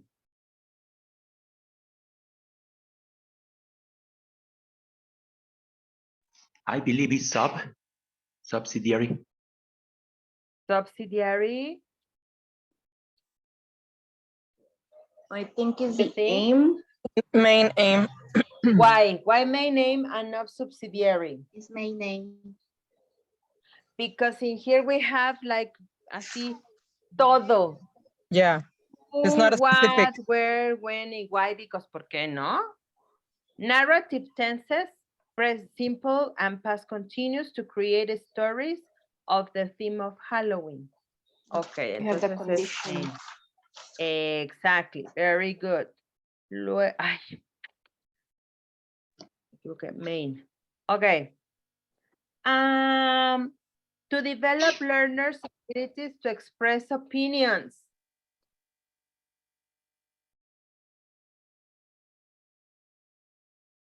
To develop learners' Sorry?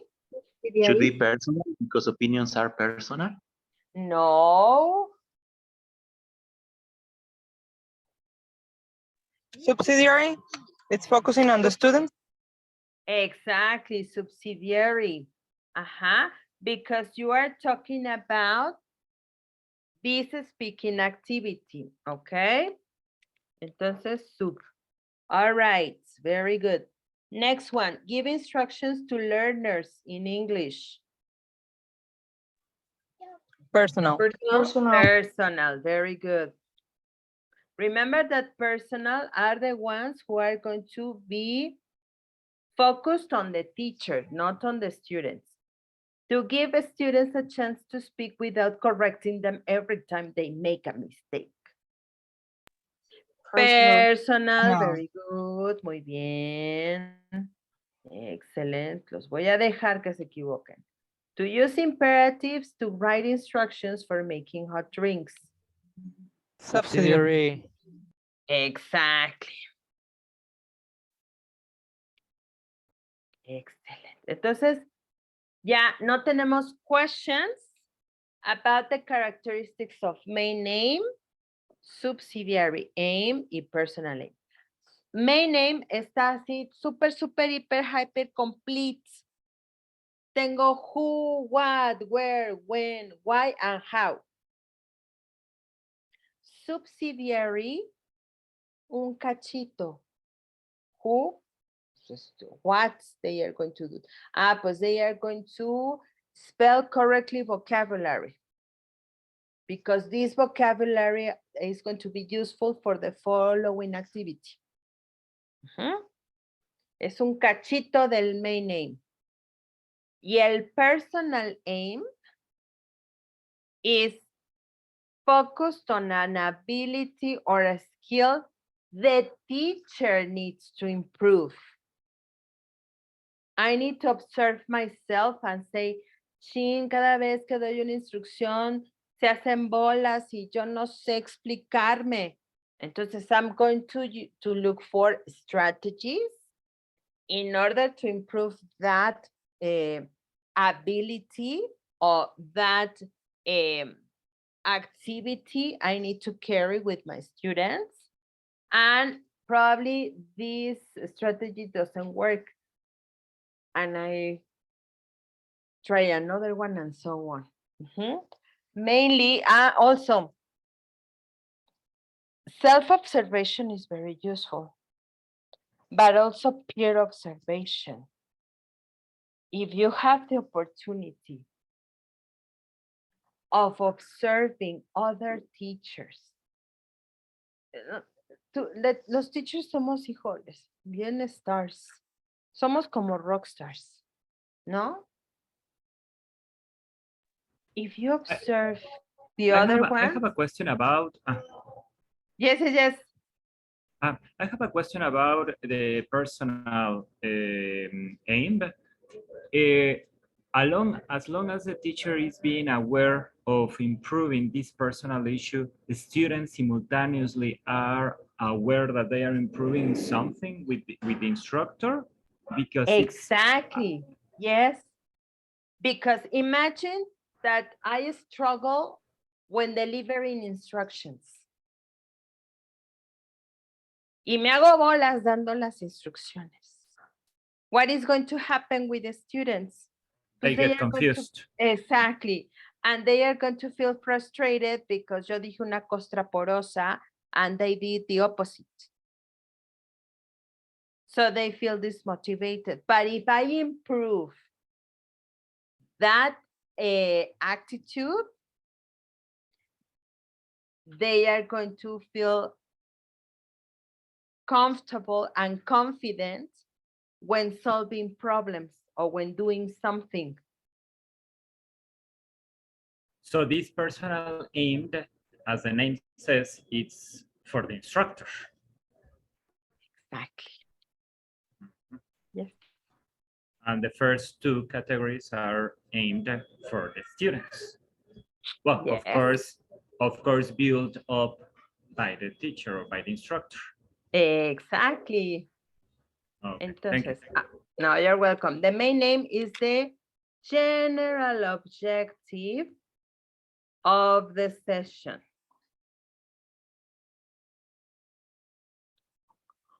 Who is going to do it? What they are going to do it? When they are going to do it? Where they are going to do it?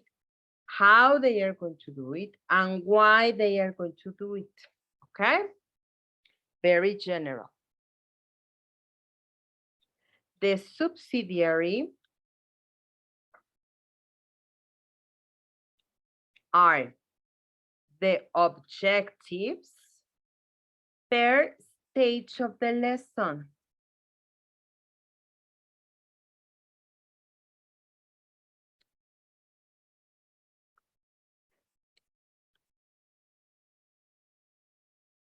That put all together give me as a result the general objective.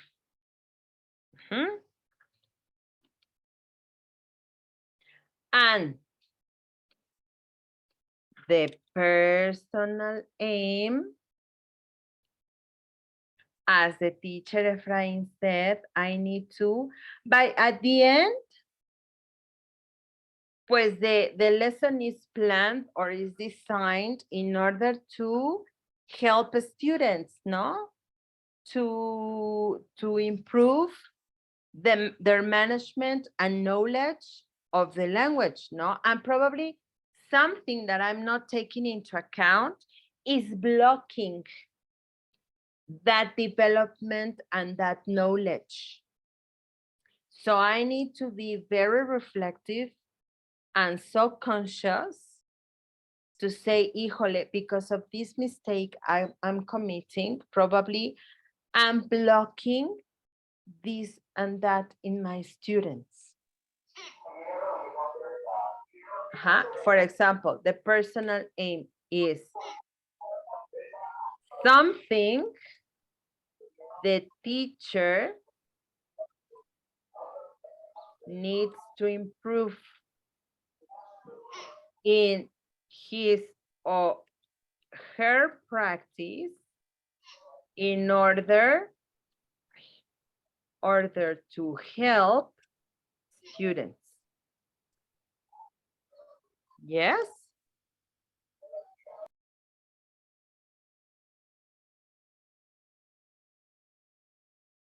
Feedback. I never provide feedback. Yo todos se los califico y se los doy. And how they are going to discover, how they are going to find out exactly what they need to improve. No, for example, pues nada más palomita, palomita 9. Sí, pero ya está, ¿por qué no? O sea, what for?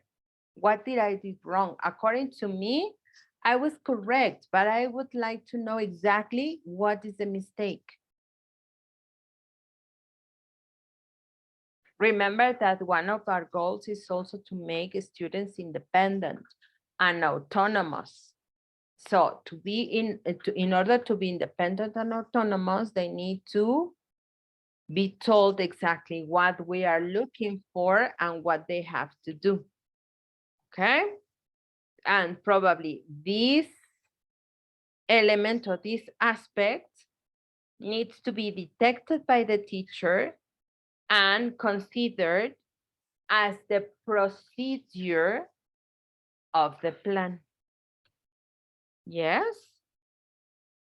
So observe yourself. Record, if you cannot record in video your classes, record the audio only and listen to you. Probably I realize that I need to be more fluent. Probably I detect that I need to, no sé, to listen more to the origin language so I can improve my pronunciation and my intonation. Or maybe I don't like reading. And because I don't like reading, I never invite my students to read. And dealing with readings in the classroom for me is very difficult. Or I, no sé, Or I suffer because every time I need to check a piece of writing, I need to do it on my own. So probably you can down the workload just by including your students to make this self and co-evaluation.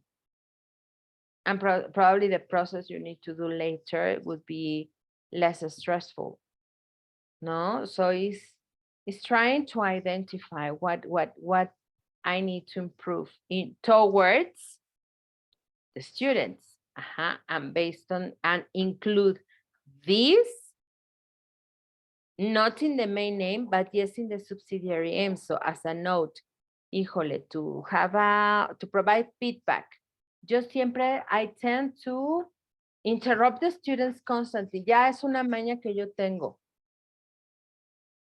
So I have realized that if I want to enhance fluency, I need to let students speak without any interruption. I need to develop the ability of making notes and later provide the feedback general, but after the activity, not during the activity. So today they are going to have a speaking activity where they are going to be practicing fluency, and my aim or my task as a teacher to do today is to observe, listen, detect, make notes, and provide the feedback later. Y me voy a agarrar la boca y me voy a agarrar porque no, I'm not going to be interrupting the students every single time. Like in here. ¿Dónde estaba? Esta. Give students chance to speak without correcting them every time they make a mistake. Me espero, and by the end of the activity, I provide the feedback. But you need to observe you and observe others. In order to say, pues eso yo no lo hago. No, es que yo lo hacía así chueco. Or I don't know if your supervisor or coordinator comes and observes your class. Ask for the list of items he or she uses to evaluate you. Reflect and detect what you need to improve. All right. Very good. Excellent.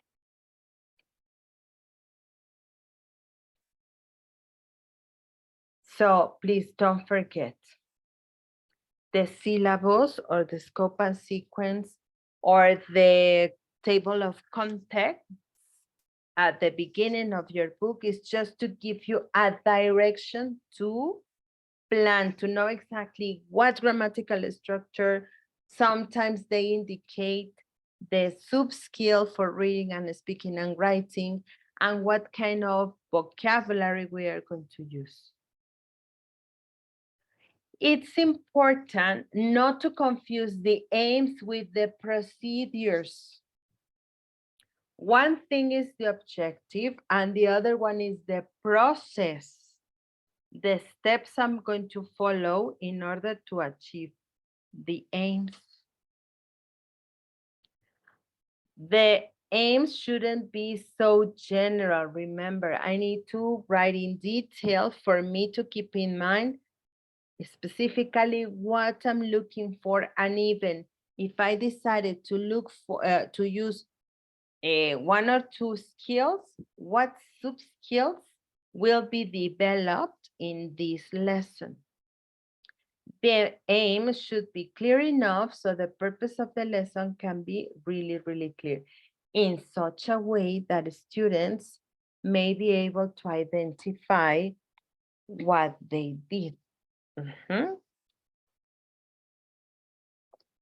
What was the purpose of this lesson? Ahora, I'm going to give you 5 minutes and you are going to write. Analyze your lesson plan. Check your main name. You are going to check if it is written correctly. If not, correct it. What are the subsidiary aims in your lesson? Do you have them? Yes or no? If yes, was good. And check. If you have the subsidiary aims, analyze, are they closely related to the main aim? Or they are side trackers? If not,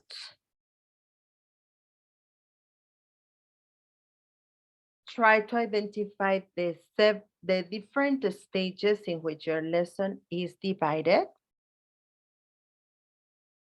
And think, see very, very quickly and write what the subsidiary aim could be.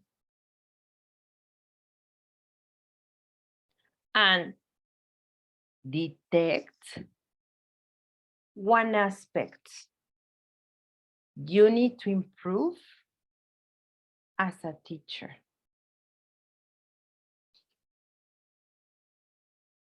We are going to upload the answers of these questions to the classroom. Entonces, is 11:49. I'm going to give you 5 minutes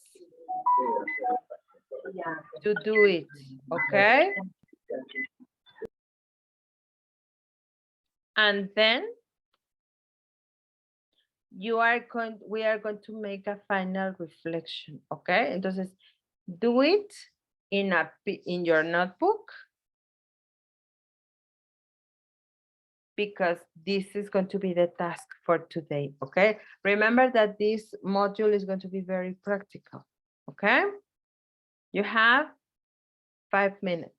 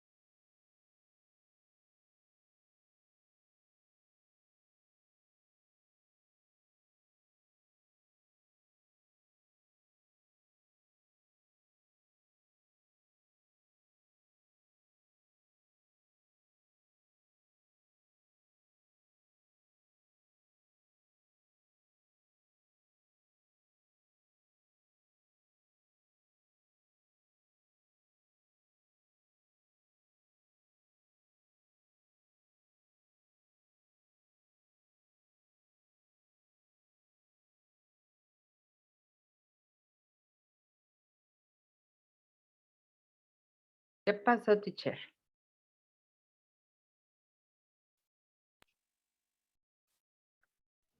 Yes, for not Estoy tratando de...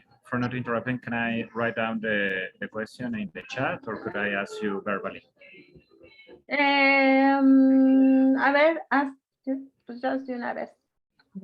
I guess, for example, for the personal aim, I have a question. Well, of course, students are in some cases, actually, some students could correct the instructor and that would be great.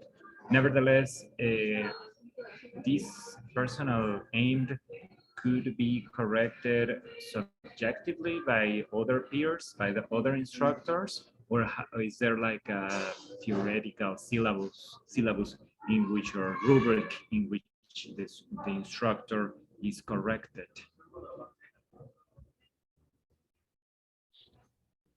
Bueno, probably the students may correct or complement what the teacher is saying because of the knowledge the world they have. But in this case, bueno, bueno, in this case, the students and the teachers need to understand that we are not Larousse ilustrado con dos pies. No, there are certain things that we don't know or probably we don't recall. But in this case, probably what we can focus on is on the management of the class, the management of the techniques, some practical things related to the teaching action. Entonces, if your school, for example, doesn't have these observation sessions and they don't have a list of elements to evaluate in the practice of teaching, pues maybe you can ask someone else with more experience, obviously, to come to your class and observe or record yourself and critique yourself, observe. Pues es que I don't give the instructions clearly. O aquí me trabo mucho. Híjole, me brinco. I don't know, you know yourself and you will be able to detect, or I overuse the book. I never have my students speaking. If you want, I can give you a kind of checklist, but this is very simple, I guess, because it's what a checklist that I used when I was teaching the teachers. So it was the first approach for students to be a teacher. But I can look for and I have another one which is very, I see, very extensive. So probably I can show you both. And you can decide, or you can use it as a guide for you to reflect on your own work. But yes, your students can correct you, yes. But this personal aim is focused on the techniques and the management of the class. And in that case, los estudiantes, pues they are not going to give you feedback or they are not going to correct you, probably in the pronunciation, ¿no? Yo el otro día vi que en una película decían esto también. No, pues ya. Pero no te va a decir, ay, no, profesor, acuérdese que primero es pre, while y post. Y usted se brincó el pre. It's about the practice. I don't know if I answered your question. Yes, actually, it was stunning. Thank you so much. Okay, just as a second question, I am struggling somewhat with my cell phone's camera. So in order to send you the evidences, could I send you by email, or is there like a site in which we could send you the evidence? Because I don't know why. Pero le van a escribir. No me yes. van a tomar foto. Le van a escribir. Okay. Okay, Yes? I got it. Okay, Yes, thank you. Now you're welcome. A ver, ahora sí. Llegó la hora cuchicuchi. De observe and analyze our planning, okay? The objective was to make a checklist evaluating the effectiveness of learning aims. And detect and be able to recognize the difference between the different types of. Ahorita les digo cómo, don't worry, no se preocupen. No se preocupen, prefiero que quede claro a que me entreguen algo que no está claro. No se hago bien, ahorita. Wait a minute. The difference between the different aims. Entonces, a ver. Por un extra point. Who can tell me the difference between main aim, subsidiary, and subsidiary aims? I want to. The main aim is the big objective, like the general objective for the lesson.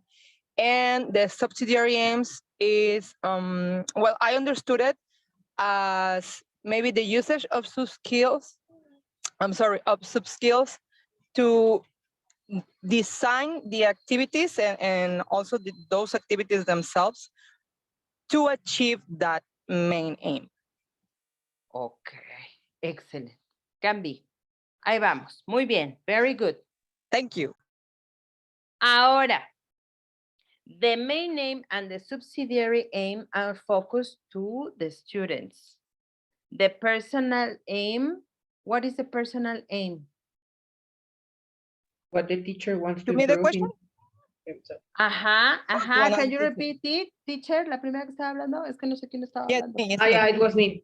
Oh. A ver, teacher, me, es que no veo quién está hablando. I'm sorry, it's because I está- was wondering if the question, it was for me, the one who answered the first one. No, it's for another no. teacher. Ah, okay, es para teacher, la okay. Miss, I close my mic. Miss Sandra, creo que era Miss Okay. Sandra. Yeah, it's me. Yeah, I told that it's what the teacher wants to improve in themselves. Exactly. Yes. Something that you say, híjole, aquí la riego y yo quiero mejorar esta parte. Okay? Reflect on what you discovered in your objectives. And find 2 or 3 characteristics in order to make this checklist. What would you take, what characteristics you would observe in this main aim and subsidiary aims in order to decide if they are correct or incomplete? Más bien vamos, más que correcta, incorrect, complete or incomplete. ¿Ok? Yo al rato les voy a decir en qué classroom, porque voy a abrir otra clase. Con otro correo les voy a dar otro código. ¿Sí? Se los paso en la tarde. Mientras váyanlo pensando. Va a ser bien chiquitito lo que me van a escribir. ¿Sale? Entonces, mañana si quieren hacemos el checklist. Nada más anoten sus ideas y yo les digo al rato en el classroom qué es lo que tienen que subir. Igual no lo suben hoy, lo van a tener que subir mañana. ¿Sale? Pero vayan detectando el main objective y los subsidiary aims. Analícenlo, digiéranlo.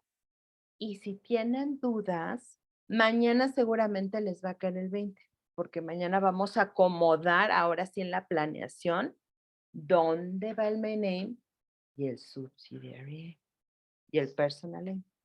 ¿Ok? Excellent. Pues I love to be with you again. For me,